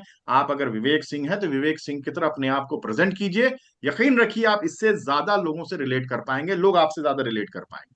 थैंक यू वेरी मच विवेक जी, आपने बहुत सही बात कही, और इसका ख्याल सभी को रखना चाहिए। ज्यादा मत सोचिए कि मैं कैसा दिख रहा हूं, मैं कैसा साउंड कर रहा हूं, मैंने क्या पहना क्या नहीं पहना है, लोग क्या सोच रहे हैं। आपके पास में कंटेंट है, आपका बस एक इंटेंट होना चाहिए कि I am here to serve, और सर्विंग मेंटालिटी से आप कुछ भी कीजिए, आपकी डिलीवरी बहुत अच्छी हो सकती है। Thank you very much. अब देखिए, जो इसका इसका भी जिक्र हमने कर लिया था। दूसरा जो पॉइंट है, फियर ऑफ जजमेंट, ये मैक्सिमम लोगों को परेशान करता है। मैं देखता हूं कि बहुत आला कमान, मतलब मेरे ऑफिस के भी बड़े बड़े लोग, वो जब भी मंच पर आते हैं तो उनके पास में एक रिटन स्क्रिप्ट होती है, ठीक है, कि उसको वो देख लेंगे, उसको देख के पढ़ेंगे, तो फिर they will sound quite sophisticated and people will have an assumption कि ये जो है बहुत बढ़िया व्यक्ति हैं, बहुत ही डायनेमिक व्यक्ति हैं, और क्या बात कर रहे हैं।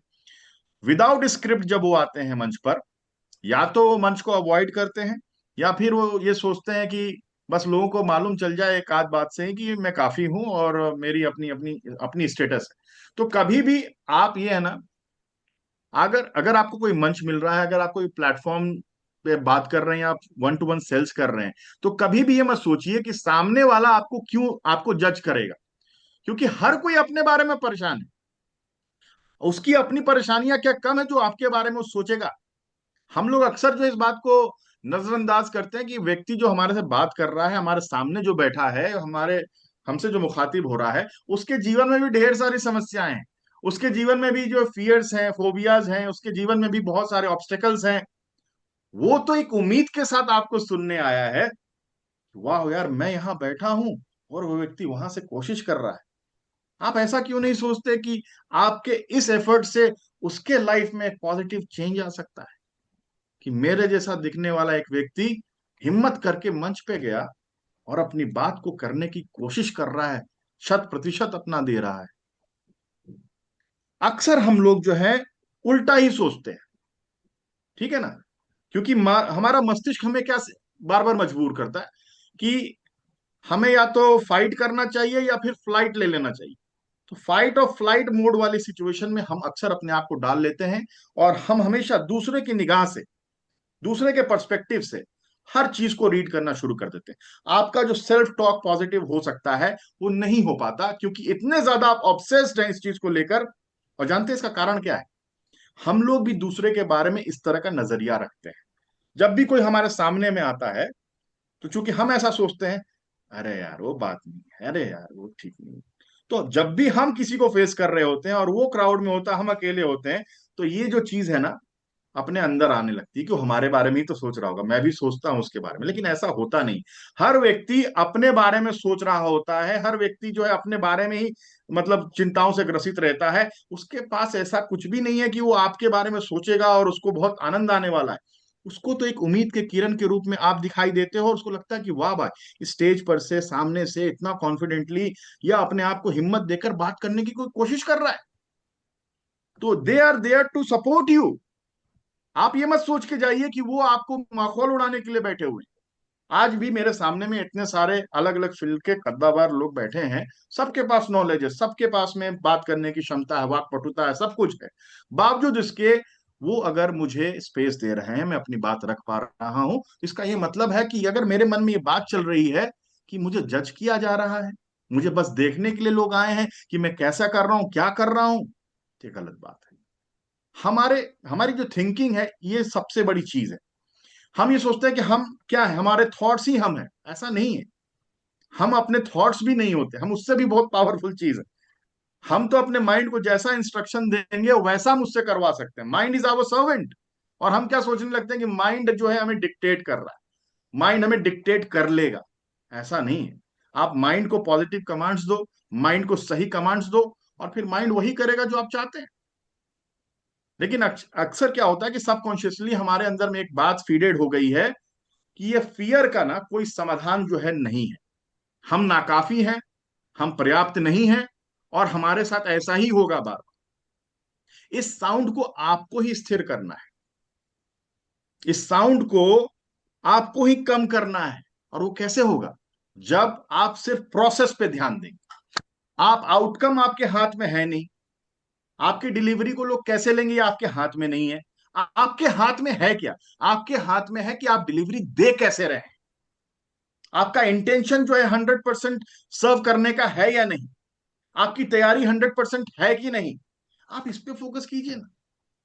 जब आप इस पे फोकस करेंगे, प्रोसेस अच्छा होगा। तो कहते हैं ना साइंस की लैंग्वेज में भी, for every action there is an equal and opposite reaction. तो अगर आप अपने आप को ये सोच रहे हैं कि भाई ये जज कर लेंगे, जज करें, उनका जो काम वो करेंगे, आपका जो काम है आप अच्छे से करो, अच्छी तैयारी करो, अच्छा रिहर्सल करो, और अच्छे इंटेंशन के साथ जाओ कि आपको वैल्यू एडिशन करना है। रेस्ट आपके बस की बात नहीं है। आपके जो बस की बात है उस पर फोकस करो। अपने आप फियर ऑफ जजमेंट वाली समस्या से आप दूर हो जाओगे। ठीक है? अगर आपको ये बात समझ में आई है तो थम्स अप आप दे सकते हैं, हम आगे आगे आगे वाली पॉइंट पे जा सकते हैं जी। तीसरा पॉइंट है हमारा, ये जो सबसे इंपॉर्टेंट पॉइंट मुझे लगता है, इम्पोस्टर सिंड्रोम कहते हैं इसको। थर्ड पॉइंट है इम्पोस्टर सिंड्रोम। इसका क्या मतलब होता है? हम ये मान के ही चलते हैं कि हम जो जिस ड्रेस में जा रहे हैं, जिस जगह पे हम जा रहे हैं, जिस भी अवस्था में हम जा रहे हैं, हम वो नहीं है। हमारा कोई कमजोर वर्जन, हमारा कोई बहुत ही लो एनर्जी वाला वर्जन मंच पे जा रहा है, और उसकी तो बस लोग धज्जी उड़ाने वाले हैं। ये एक ऐसी समस्या है इम्पोस्टर सिंड्रोम कि हर व्यक्ति को शुरू करने से पहले ही खत्म कर देती। तो आपको अपने आप को सबसे पहले अपने माइंड में ना रीएडजस्टमेंट करना पड़ेगा। अदरवाइज क्या होगा कि बार बार आप ऐसा सोचते रहेंगे कि मैं तो काफी हूं नहीं, मैं नाकाफी हूं, मैं अनप्रिपेयर्ड हूं, और मेरी धज्जियां उड़ने वाली। ये इंपोस्टर सिंड्रोम कभी भी आपको कॉन्फिडेंटली अपने आप को प्रेजेंट करने नहीं देगा। तो नेक्स्ट टाइम आप कभी भी स्टेज पे जाएं, तो अपने आप को यह भरोसा दे के जाना कि आप वहां इसलिए जा रहे हैं क्योंकि आपका इंटेंशन है सर्व करना। आपने थोड़ी तैयारी की है, आपको अपने फील्ड ऑफ एंडेवर में नॉलेज है थोड़ा सा, और आप अपना बेस्ट करेंगे। ये वाली बात जब आप बार बार अपने माइंड को कहोगे, जितनी रिपीटेडली आप करोगे इसको, आपको उतना ज्यादा फर्क दिखाई देने लगेगा। ओवरनाइट नहीं होगा, लेकिन रोज आपको अपने आप को कंडीशन करना पड़ेगा कि किस तरह से मुझे अपने इम्पोस्टर सिंड्रोम से बाहर निकलना है। ये एक बीमारी है कि हम अक्सर अपने आप को कमतर आंकते हैं, हम अक्सर अपने आप को नाकाफी मांगते हैं। आप ऐसा क्यों नहीं सोचते हैं कि आप जिसकी बनाई हुई रचना है वो कितनी पावरफुल चीज है, और उस पावरफुल चीज का छोटा अंश ही तो है हम। जब उसने ही हमको बनाया तो हम कैसे कमतर हो सकते हैं? हमारे अंदर भी तो कुछ बात होगी। उसको टटोलते हैं, जानते हैं, पहचानते हैं, और फिर अपने आप को पूरी लगन के साथ झोंक देते हैं। ये तो मेरे कंट्रोल में है ना। So control the controllables. आपके बस में जो नहीं है उसके बारे में सोचना नहीं है। जो जो आप कंट्रोल कर सकते हैं, आप कैसे कपड़े पहनेंगे, आप कैसे दिखाई देंगे, आपकी दाढ़ी कैसे होगी, आपकी बाल कैसे दिखाई देंगे, है ना, आपके कंटेंट में क्या क्या रहेगा, ये सब आपके कंट्रोल में है। डिफिकल्ट वर्ड्स आप रखेंगे या हटा देंगे, सबके लिए सुलभ जो हो, सबके लिए आसान जो हो, वैसा कंटेंट बनाएंगे, ये आपके बस में है। इस पे वर्क कीजिए ना। सामने वाला क्या करने वाला है उसकी चिंता आप छोड़ दीजिए। आप जैसा परफॉर्म करेंगे उसके प्रोपोर्शन में आपको उसका परिणाम भी दिखाई देगा। तो फोकस कहां करना है? अपने प्रोसेस पर। तभी आप इंपोस्टर सिंड्रोम से जीत पाएंगे। अदरवाइज ये सेल्फ सेबोटाजिंग हैबिट जो है आपको कभी एक्सेल नहीं होने देगी। इस बात को ध्यान रखिए। नेक्स्ट टाइम जब मंच पे जाएंगे, आप अपने इंपोस्टर सिंड्रोम से कैसे निकल सकते हैं ये देख लीजिए। आप देखिए, जैसे कहते हैं ना कि हमारी साइकोलॉजी हमारी फिजियोलॉजी को अफेक्ट कर सकती है, आपकी फिजियोलॉजी भी आपकी साइकोलॉजी को अफेक्ट कर सकती है। जब भी मंच पे आप जाएंगे, आप अपने आप से एक वायदा करेंगे कि जो भी आपका कॉन्फिडेंट मोस्ट कॉन्फिडेंट वर्जन है उसको आपको पहचानना पड़ेगा। रोज आप अपने आप को जब रिकॉर्ड करेंगे और अच्छे से खड़े होंगे तो आपको समझ में आएगा कि आपका मोस्ट कॉन्फिडेंट वर्जन कौन सा है।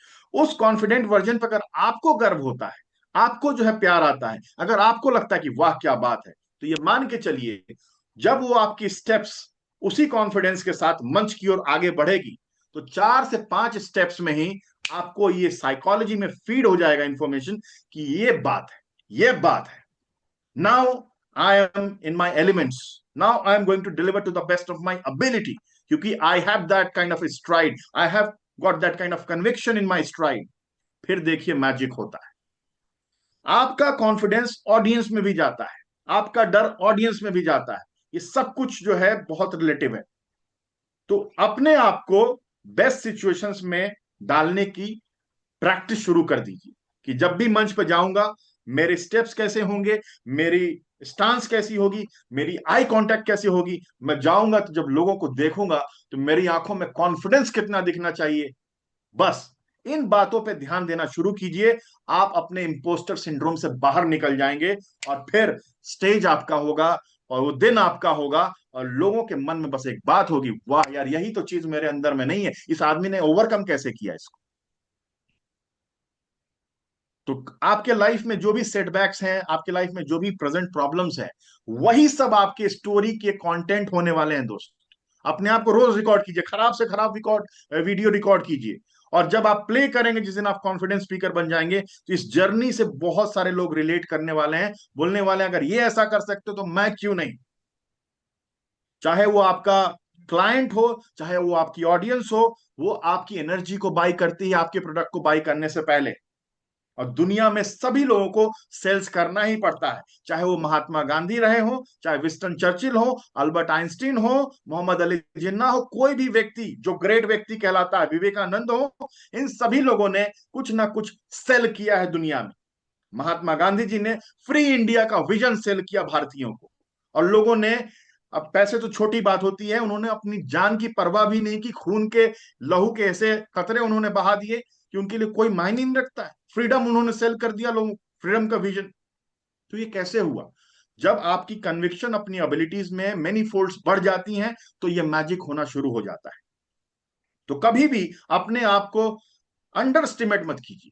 ठीक है, आज मेरे प्रैक्टिस में कमी है, आज मेरे पर्सनालिटी में वो बात नहीं है, लेकिन चूंकि मैं जानता हूं कि ये मेहनत करनी है और मैं कर रहा हूं, तो मैं मंच पे जाऊंगा पहले से ज्यादा बिलीफ के साथ में, पहले से ज्यादा कन्विक्शन के साथ में, कॉन्फिडेंस के साथ में, और मैं डिलीवर करूंगा। क्यों? क्योंकि कहते हैं done is always better than perfect. क्योंकि परफेक्ट कभी नहीं आएगा आपकी जिंदगी में। You are always a work in progress. कभी भी ये मत सोचिए कि आप परफेक्ट हो जाएंगे और अच्छा डिलीवर करेंगे। आप करते करते करते ही परफेक्शन को देख पाएंगे, समझ पाएंगे। बिना किए परफेक्शन एक सच में एक मिथ है, इसको आप कभी अचीव नहीं कर पाएंगे। तो मेरा आपसे यही निवेदन है, गुजारिश है कि मंच को, किसी भी प्लेटफॉर्म को ऐसे लें कि अब मुझे जो भी मैंने सीखा है, जो भी मैंने प्रिपेयर किया है, बस जाके उसको to the best of my ability deliver करना है। आज मैं कैसा साउंड कर रहा हूं, कितना कॉन्फिडेंट साउंड कर रहा हूं, ये सब बातें धीरे धीरे अपने आप आ जाएंगी। और अपने आप को, आपको ये कॉन्फिडेंस खुद देना पड़ेगा, कोई और दे या ना दे। खुद अपनी पीठ थपथपानी पड़ेगी रोज के रोज, फिर देखिए ये होता है, अपने आप होता है।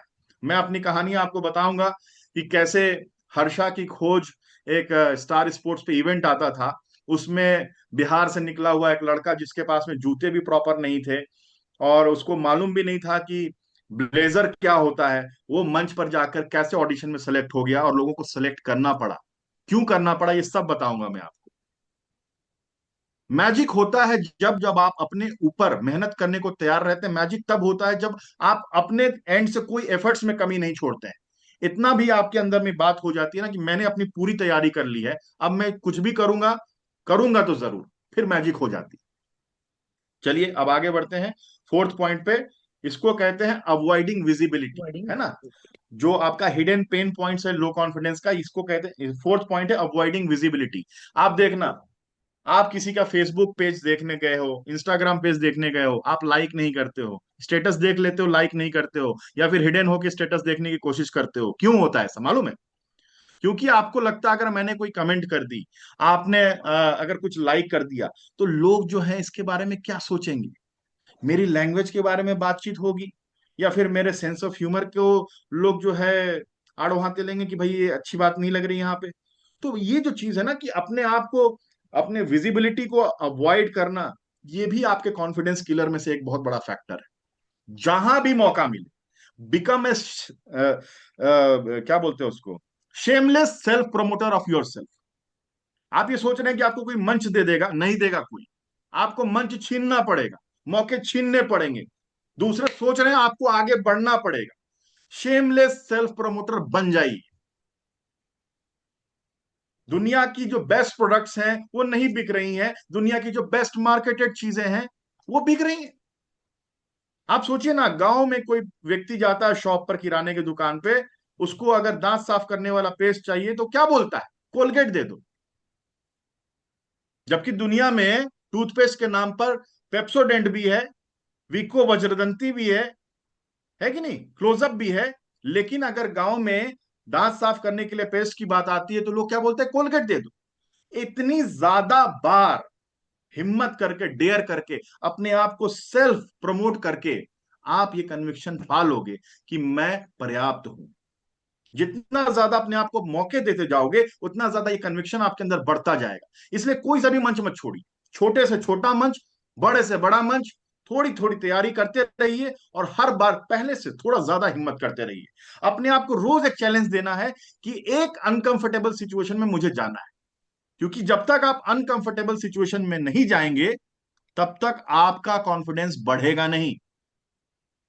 तो अगर अपना कॉन्फिडेंस बढ़ाना चाहते हैं तो हर वो काम जो जिसमें आप असहज हैं, उसको करना थोड़ा थोड़ा शुरू कर दीजिए, चाहे वो छोटा से छोटा काम।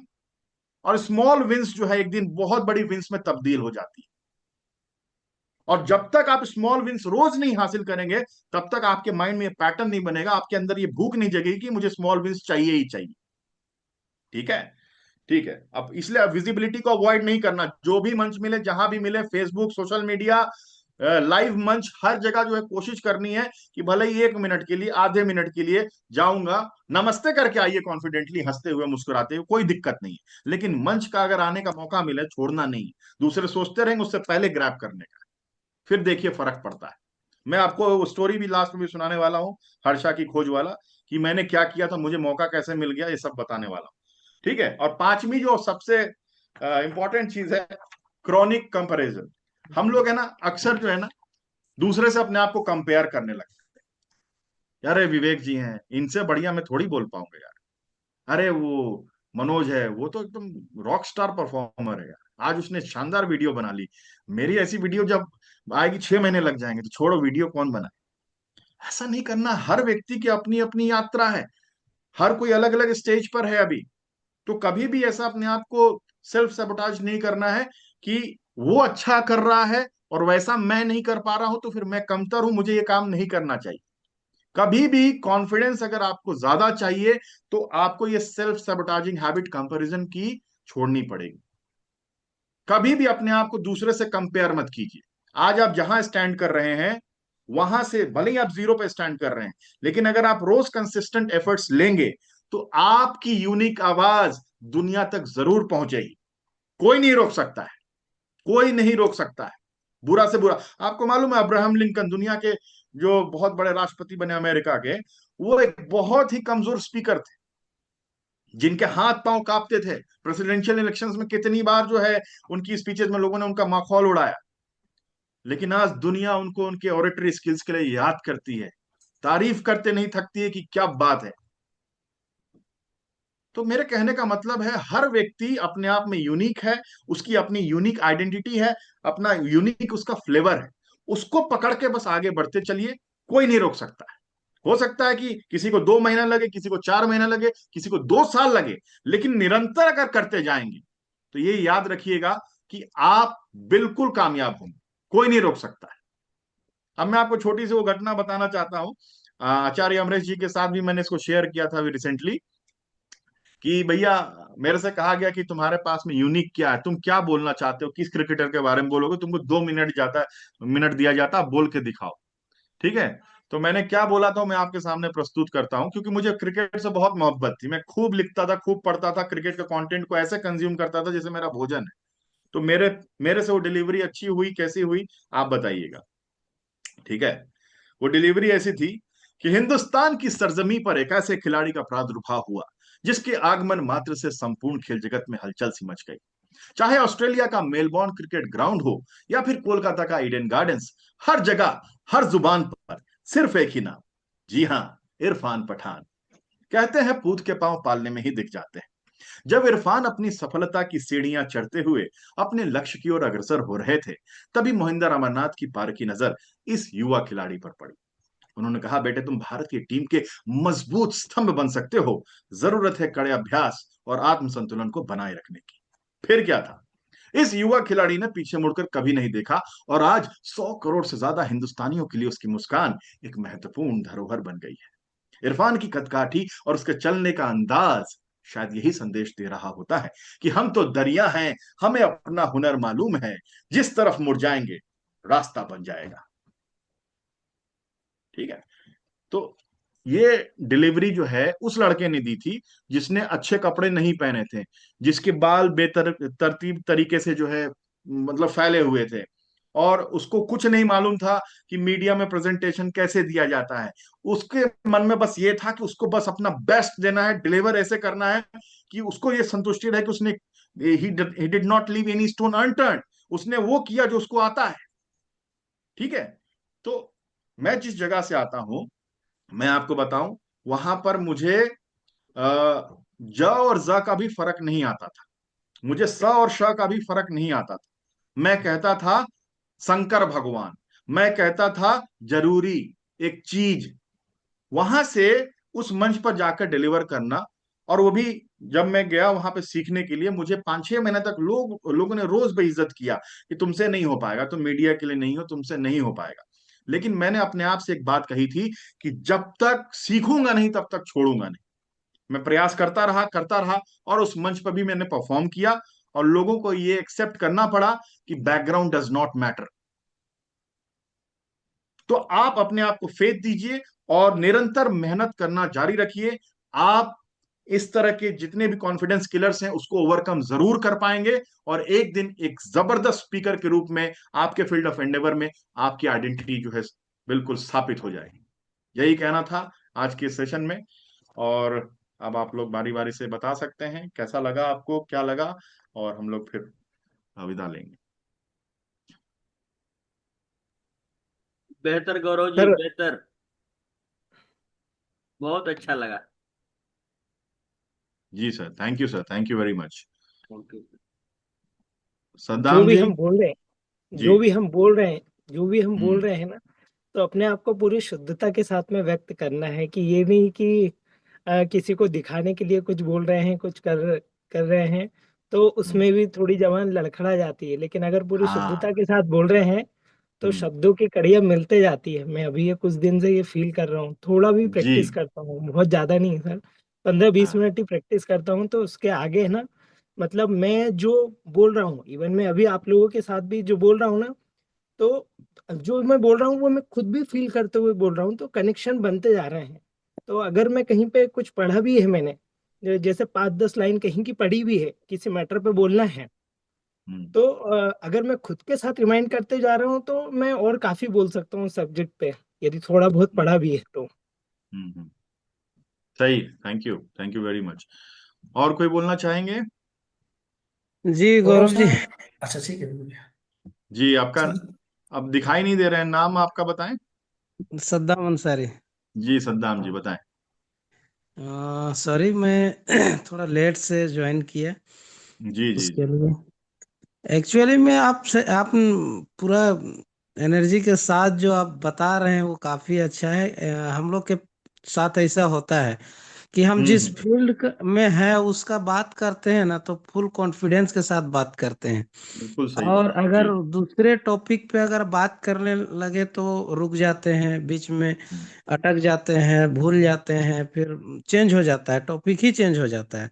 तो एकदम ये करेक्ट बात है कि आप जिस फील्ड में माहिर है, अगर उस हम्म। फील्ड में भी आप स्टेज पे आते हैं ना, उस फील्ड के बारे बताने के लिए, तो आपको कोई रोक नहीं पाएगा। ये एकदम करेक्ट बात। एब्सोल्युटली। जी बिल्कुल इत्तेफाक रखता हूँ आपकी बात से। Thank you very much Saddam ji, सही कहा आपने। हम्म। एनीवन?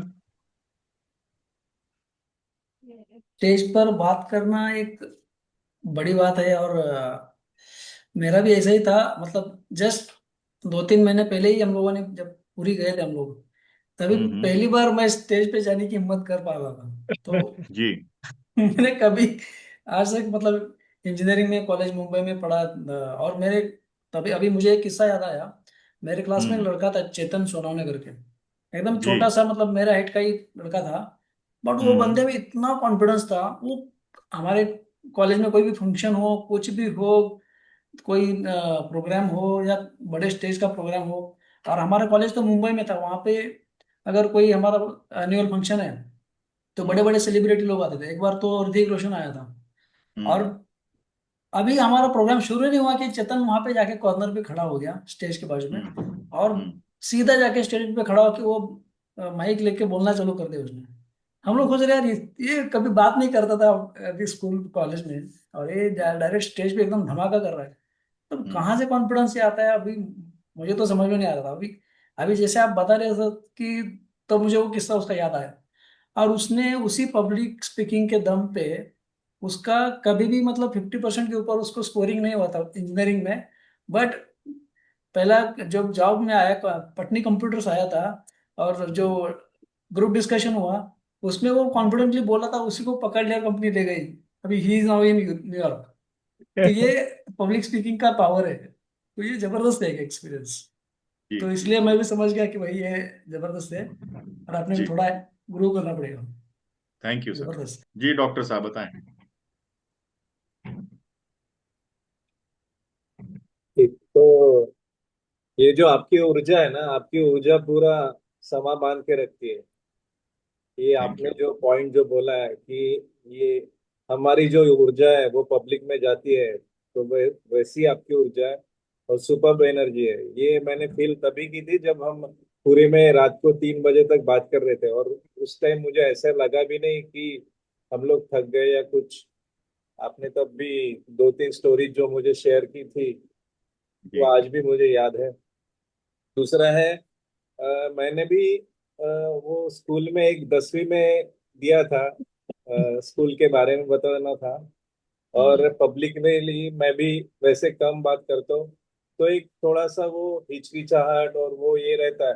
पर अब आपने बोला कि बी शेमलेस सेल्फ प्रमोटर, तो वो होना चाहिए, ब्रूटल होना चाहिए अपने साथ। आपको फिर धीरे धीरे वो अब अगर आप पर्चा लेके जाओ तो वो ऐसे बातें नहीं होती है। पर अगर आप दिल से बोलो, और थोड़ा सा जो आपका टॉपिक है वो तो आपको पता ही होता है, साथ में आपका एक्सपीरियंस भी होता है, तो दिल से बोलो तो आपकी वो दिमाग और दिल एक बार जुड़ गया कि वो बातें अपने आप निकलना चालू हो जाती है। क्या बात, बहुत बढ़िया, well said sir, thank you very much sir. Thank जी यू। राकेश जी, आप कुछ कहना चाह रहे थे? हाँ जी, मैं यही कहना चाहता था कि अगर हम नेचुरल रहते, शेमलेस रहते, और बहुत ज्यादा सोचना नहीं है कौन क्या बोलेगा, बस जस्ट लिखते हैं ना, कैप पे लिख के आता है जस्ट डू इट, वो बस यस, करो जस्ट डू और इट। एंजॉय करो। जैसे अभी बिल्कुल। अमर जी ने बोला कि उसके फ्रेंड की कहानी, सेम हाँ कहानी मेरे 1 साल सीनियर की है। वो हाँ ज्यादा पढ़ाई लिखाई में कुछ भी नहीं था, लेकिन बोलने में एकदम माहिर था। तो हाँ इसीलिए हाँ बोलते हैं पब्लिक स्पीकिंग जिसमें है ना, ये बहुत हाँ कम लोगों में वैसे होता है। और हाँ। वो लोग उस बिकॉज ऑफ दैट ओनली कहाँ से हम्म कहाँ चले जाते हैं। वो भी अभी महिंद्रा एंड महिंद्रा में पूरे वर्ल्ड में घूम के आ गए, इंटरनेशनल मार्केटिंग में हो, only hmm. Because of public speaking. उसको बस कोई भी सब्जेक्ट दे दो और एक छोटा सा स्टेज दे दो, वो चालू हो जाता क्या, है। क्या बात, नहीं सही कह रहे हैं सर आप। और आपको बताऊं मैं कि पब्लिक स्पीकिंग जो है, कहते हैं कि मौत के डर से भी बड़ा अगर कोई डर होता है तो पब्लिक स्पीकिंग का डर होता है। और अगर आप इस डर को ओवरकम कर लेते हो तो फिर जिंदगी में आप क्या कर सकते हो, सोच लो आप। इसलिए ये अगर आपको अनकंफर्टेबल करती है तो आपको इसको मास्टर करना ही पड़ेगा, क्योंकि इसके बाद जो है ना, रास्ते खुलते चले जाएंगे आप। कोई सा भी मंच, आप प्लेटफॉर्म सेलिंग कर दोगे, आप ऑनलाइन सेल कर दोगे, आप वन टू मेनी सेल कर दोगे, stadium sell out, sold out हो जाएगा। तो ये जो गुण है अगर अपने अंदर हम डेवलप कर पाते हैं तो बस रोंगटे खड़े होंगे लोगों के, गूस बम्स महसूस करेंगे। और लोग कभी भी जो है ना, फैक्ट से, फिगर से, डेटा से बाई नहीं करते हैं, वो इमोशन से बाई करते हैं। और आपके पास में इतना जबरदस्त हथियार है कि आप जितना मांझोगे ना उसको, मत पूछो इसका क्या मैजिक होने वाला। मैंने आपको स्टोरी सुनाई ना बैंक वाली, वो एक घटना थी। और आपको बताऊं, मेरी ब्रांच हिंदुस्तान की टॉप ब्रांच बनी ग्रामीण शाखाओं में, जिसने एक महीने में सबसे ज्यादा जो है बीमा किए हिंदुस्तान भर में। ठीक है, एक स्टोरी के बल पे ऐसा हो गया। और इस चीज को मैंने बार बार अलग अलग चीजों में रेप्लिकेट करके देखा। और अभी रिसेंटली मेरी ब्रांच, अभी अभी उसको 2-4 अवार्ड्स मिले हैं। तो उसके, मैं देख रहा हूं कि हर चीज में जितना ज्यादा मैं ग्राहक के साथ में इमोशनली अटैच्ड होता हूं, और ऐसा नहीं है कि फेक पॉइंट ऑफ व्यू से कि उसको बस इम्प्रेस करने के लिए, जेन्युइनली मैं heart to heart connection establish करने की जब से मैं कोशिश कर रहा हूं। दिमाग से बात नहीं समझ में आती लोग को, सबके पास दिमाग होता है, लेकिन ये एक ऐसी चीज है ना, वो सारे रेजिस्टेंसेस को खत्म कर देती, नस्तनाबूद कर देती है। ग्राहक आपसे कहता है सर आप तो बताओ क्या है। और जब ऐसा होने लगे कि आपसे ग्राहक आपका बोले सर बताओ तो सही क्या कीमत है, मैं बस पे करना चाहता हूं, दिस इज कॉल्ड मैजिक। और पब्लिक स्पीकिंग में ये ताकत है। आप जब इसको अच्छे से निभाने लगोगे और पूरे दिल से ओरिजिनली, मतलब ओरिजिनल फॉर्म में अपने नेचुरल तरीके से आप इसको एग्जीक्यूट करने लगोगे, आप देखना इतने कनेक्शंस आप इतने जल्दी बिल्ड कर लोगे कि शायद दुनिया की दूसरी कोई स्किल नहीं है जो कम से कम समय में आपको इतने सारे दोस्त बना के दे सकती है। और आज की जो सेलिंग है उसमें आपको कभी भी फैक्ट से कुछ रिजल्ट नहीं मिलेंगे। आपको कस्टमर के हितैषी के रूप में अपने आप को उसके मन में स्टैब्लिश करना ही पड़ेगा। उसको लगना चाहिए कि ये आदमी सच में मेरे लिए है, he is meant for me, फिर मजा आता है। जी डॉक्टर साहब बताएं आप। मैं ये आपकी बात से मैं भी सहमत हूँ। मैंने भी 10 साल अभी रूरल एरिया में हेल्थ डिपार्टमेंट में काम कर रहा हूँ। तो जब हम्म आप लोगों का शूज आप वियर करोगे, उनकी क्या तकलीफ है वो समझोगे, क्योंकि लोगों को टेक्निकल भाषा तो समझ में नहीं आती, आप इमोशन से जुड़ सकते हो। ये बात 100% सही है। Wear hmm their shoes, you can get what you want to deliver. Hmm. Yes, thank you. Thank you sir. जी राठौर साहब। मैं आपके इस सेशन के बारे में बोलना चाहता हूँ। जी सर। बैट्समैन तो हम भी हैं, बैटिंग हमें भी आती है, लेकिन एज ए ओपनर आपने जो बैटिंग शुरू करी, एंड वी फॉरगॉट आवरसेल्फ, क्या बहुत ही बात, धुआंधार बल्लेबाजी करी। थैंक और you sir. We enjoyed sitting in a pavilion winning side. It was wonderful, wonderful. My आपने जो छोटी प्लेजर। छोटी चीजें बताई हैं, we are somewhere we are lagging all those things, लेकिन अब ये सिस्टमेटिकली आ जाएगा सबको। जैसा जी मुझे लग रहा है टीम को देख के जो कॉन्फिडेंस डेवलप हुआ है, तरीके सबको बिल्कुल। समझ में आ गए, अपनी अपनी कमियां नजर आ गई हैं आपकी इस चीज से, तो wonderful. Thank you very much. बहुत थैंक यू बढ़िया सर, चीज थैंक यू। बताई। It means the world to me sir, thank you very much sir. Yes, और मैं कीप इट आपको बताऊं सर, मैंने भी बहुत सारे इवेंट्स अटेंड किए पब्लिक स्पीकिंग के, बहुत पैसा इन्वेस्ट किया, एनर्जी इन्वेस्ट करी। जहां पे मुझे दिक्कत आती थी ना कि ये चीज क्या है, एकदम छोटी सी चीज, वो कोई रिवील नहीं कर रहा, वहां पे हाँ। रोक दे रहे हैं, ये नेक्स्ट लेवल पे बताएंगे। नेक्स्ट, मैं हम्म, परेशान हो गया था इस चीज से कि यार क्या है ऐसा जो नेक्स्ट लेवल पे बताओगे, अभी क्यों नहीं। मैं आपको ये हाँ। बताऊं सर, मेरी जो स्टोरी बैंक है, मेरी जो कोटेशन बैंक है, मेरी जो शायरियों की बैंक है, मैं सब आपके साथ शेयर कर दूंगा। आपको अगर इंडिविजुअली चाहिए मुझे बताना, मैं कर दूंगा। लेकिन मैं दावे से कह सकता हूं कि जो मेरी ऊर्जा है, मेरा जो वे ऑफ डिलीवरी है, वो आप नहीं कॉपी कर सकते हो। हम्म, आपकी मैं नहीं कॉपी कर सकता हूं, और कर भी लूं तो वो मजा नहीं आएगा। तो आप इस बात में यकीन रखो कि तू जिंदा है तो जिंदगी की जीत में यकीन रख, अगर कहीं है स्वर्ग तो उतार ला जमीन पर। आप ही लाओगे वाह आपके लिए। वाह। आपकी ऊर्जा बिल्कुल कोई कॉपी नहीं कर सकता है। हम्म, आपकी वेशभूषा कोई कॉपी कर सकता है, आपकी आवाज कोई कॉपी कर सकता है, लेकिन जिस ऊर्जा पे आप वाइब्रेट कर रहे हो, वो आपकी इंटेलेक्चुअल प्रॉपर्टी आपसे कोई नहीं छीन सकता है। बस इस यूनिकनेस पे भरोसा करो और छा जाओ, मजा आएगा साहब। Fantastic, thank you very much. जी, जी अमूल सर। गौरव सर देख रहे हो एक्चुअली सेशन बढ़ते जा रहा है, आप लोग ये टिके चार हुए हैं, बता रहा है कि मजा तो आ रहा है, इसी वजह से हैं, नहीं अदरवाइज चले जाते। 4-5 दिन हाँ, पहले मैं थोड़ा सोच रहा था कि पहले हमको आचार्य जी ने वीडियो तो बनाने के लिए बोला है, बट हाँ। वीडियो कैसे बनाना है, कैसे बात करना है, कैसे खड़ा रहना है, क्या स्पीच में कैसे, वो उन्होंने बताया था थोड़ा थोड़ा, बट प्रैक्टिकल थोड़ा ज्यादा ये चाहिए था। और मैं थोड़ा सा 2 सेशन अटेंड नहीं कर पाया था, तो मैं सोच ही रहा था, और आज आपने वो समक्ष चालू किया ये, तो मतलब ये मैनिफेस्टेशन एकदम ये हो गया, क्लियर हो गया, ट्रू हो गया। बहुत जबरदस्त था आचार्य आज जी का आए थे कॉन्फ्रेंस में। इंदौर में, और उनसे भी मुझे रूबरू करने का काफी समय मिला, करीबन 1.5-2 घंटा मैंने उनके साथ स्पेंड किया। और अच्छा। उन्होंने मुझे स्पेसिफिकली ये बोला कि आपका जो गिफ्ट है उस पे बस यस। फोकस कीजिए। हाँ। आपकी जो गिफ्ट है वो यूनिक है, और आप उस पर नहीं भरोसा करोगे तो दूसरा कैसे भरोसा करेगा। तो सबसे पहले yes. It begins with you. आपको खुद को बैकिंग देनी पड़ेगी कि you are enough, you are good correct. Enough to perform, right. तो बस आप जबरदस्त। अपने आप को बैकिंग देना शुरू करो, दुनिया की बैकिंग अपने आप धीरे धीरे आने लगेगी। ऐसे ही होता है। जबरदस्त, thank you so much, thank you so much. जी, मनोज जी कुछ कहेंगे, या संजय जी आप कुछ कहेंगे कि रैप अप करें। सर मैं ये कहूंगा कि अभी अपने ग्रुप में जितने लोग हैं ना, आप अपने आसपास में और किसी ऐसे को जानते हैं जिनको कि ऐसी ये जरूरत है, तो और जो बिल्कुल उसके लिए भूख है ऐसा ना, तो उसको सेशन से जरूर जोड़े। उसको जो फायदा होगा वो, मतलब हम घूमते रहते हैं, हम ऑनलाइन ट्रेनिंग देखते हैं, बट उसको करते ही नहीं है ऐसे कोई भी चीज। तो अगर आपके आसपास में है कोई, आपके दोस्त भाई रिलेटिव कोई भी हो सकते हैं, तो उनको उनकी सेल्फ लर्निंग के लिए ग्रुप में जरूर ऐड करें। ये जो ट्रेनिंग है 30 दिन की, आज हमारा ये थर्ड फोर्थ डे, चौथा दिन था। तो कोई और इससे वंचित ना रहे। ये हम लोग गौरव सर को मतलब एक ऐसे नायाब हीरे मिले हैं अरे मनोज जी, जिनकी आप तो महिमा ये चौथा दिन बोल रहे हैं, हम लोग कहाँ पे 3 दिन। सर कल ही मेरे को ध्यान आया, मतलब हम मैं बात कर रहा था लेकिन कल मेरे को एकदम से ध्यान आया। मैंने बोला यार हम हमारे प्रेक मेंबर्स तो सब मतलब एक ही विचारधारा पे चलना है सब, तो उनको क्यों ना ऐड किया जाए। इसीलिए मैंने कल यस आप यस सभी यस। लोगों को फोर्स किया था कि आप ये आज जरूर ज्वाइन कीजिएगा 9 बजे। तो आज मजा आया बढ़िया होगा बढ़िया। सभी को, और मेरे को ऐसा लगता है कि कल से एक भी मेंबर मिस नहीं करेंगे इसे।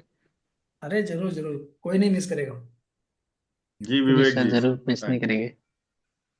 एक्चुअली बहुत में बहुत सर थैंक यू। डायमंड का भी सेशन चलता है तो उस दिन मिस हो सकता है, हाँ बाकी हाँ अगला दिन हाँ। तो अच्छा, बराबर। हम्म, गौरव क्या है सर कि को बहुत कल। बहुत धन्यवाद। बहुत अच्छी शुरुआत आपने की है। आज हमें मालूम हुआ, हम लोग बेसब्री से इंतजार भी कर रहे थे, आज ही हम लोगों ने ज्वाइन किया। और बहुत शानदार, बहुत ही ज्यादा शानदार। इसको आप कंसिस्टेंसी के रूप में बढ़ाते रहिएगा। कंसिस्टेंसी, कंसिस्टेंसी और कंसिस्टेंसी, कड़ा अनुशासन और आत्म संतुलन। जी, धन्यवाद। आप थैंक हमारे यू सर। हीरो हैं। जी, आप बिल्कुल थैंक चलिए, यू हम सर, लोग आपके साथ हैं। Thank you sir, thank you so much. जी चलिए। संजय जी कुछ बोलेंगे आप, फिर आप जी करें, एक सर। फोटो लेंगे हम लोग सभी लोग साथ में। है यस ना, जिससे कि जरूर। और ज्यादा लोगों को मोटिवेशन मिले, इंस्पायरिंग लगे उनको कि भैया ऐसी कम्युनिटी का हिस्सा बना जा सकता है ना। जिस टॉपिक से बात हुआ है एक्चुअली मेरा छूट गया था, तो उसका डाल सकते हैं। रिकॉर्डिंग आपको मिल जाएगा सर, है ना, उसके चिंता ना करें आप, सारी रिकॉर्डिंग्स हैं अपने पास में, है ना। जी। चलिए, तो अब बस विदा लेते हैं, और कोशिश यही रहेगी कि डे 5 जो है इससे भी ज्यादा जबरदस्त हो। और इसमें इस पूरे 30 दिन में क्या क्या होने वाला मैं बता देता हूं आपको। आज तो डेमोन्स्ट्रेट किया कि क्या क्या फियर्स थे, उसको कैसे हम हैंडल कर सकते हैं, कॉन्फिडेंस किलर क्या क्या होते हैं, उसके बारे में क्या काम करे से कॉन्फिडेंस बढ़ सकता है। मैं ये चाहूंगा कि हर व्यक्ति का कम से कम उसके स्टोरी बैंक में कम से कम 5 से 10 स्टोरीज होनी चाहिए। आप जिस भी फील्ड से हैं, आपको अपनी फील्ड की 5 से 10 स्टोरी बनानी है, और आप इसी प्लेटफॉर्म पे किसी ना किसी दिन डेमोन्स्ट्रेट करेंगे जब भी आप रेडी रहेंगे, और आप मुझे बताएंगे बाद में कि सर एक स्टोरी से क्या मैजिक हुआ। आपको मैं बताऊं, मेरी ब्रांच ने मार्च तक का टारगेट अचीव कर लिया। नई ब्रांच है, फर्स्ट फाइनेंशियल ईयर है अभी उसका रनिंग, और हमने मार्च तक का टारगेट अचीव कर लिया। और मैं सारा क्रेडिट सिर्फ और सिर्फ स्टोरी टेलिंग, पब्लिक स्पीकिंग को दे रहा हूं। इसके अलावा मुझे बैंकिंग भी उतनी नहीं आती है, मेरे जो कोलीग्स हैं उनको साथ अगर बैठा दो सॉफ्टवेयर पे कैसे काम करते हैं मुझे नहीं आता। लेकिन जो दिल से दिल का जुड़ाव है, इसमें भगवान ने थोड़ा आशीर्वाद दिया है, और ये हो रहा है, और इसी की वजह से सब कुछ संभव हो पा रहा है। तो मैं आपसे यही गुजारिश करूंगा कि जो मैं बार बार कहता हूं, फिर से कह रहा हूं, कि जरूरी नहीं कि सजदे हो हर वक्त और उसमें खुदा का नाम आए। जरूरी नहीं कि सजदे हो हर वक्त और उसमें खुदा का नाम आए। जिंदगी तो खुद ही एक इबादत है। जिंदगी तो खुद ही एक इबादत है। शर्त बस इतनी है, ये किसी के काम आए, ये किसी के काम आए। तो बस ये करना जारी रखिए, अपने आप सब कुछ, everything else will fall in place, और आपको you will be very proud of yourself in days to come. Thank you very much for giving your valuable time. It was really a privilege, you know, thank you very much It's from the our bottom of my heart. privilege. जी। It's our privilege to listen you and जी। share your knowledge. Thank you. Thank you, thank you, sir. Thank Thank you you. Very much. Thank you. Thank you sir. Good night. Good night. Good night. Good night.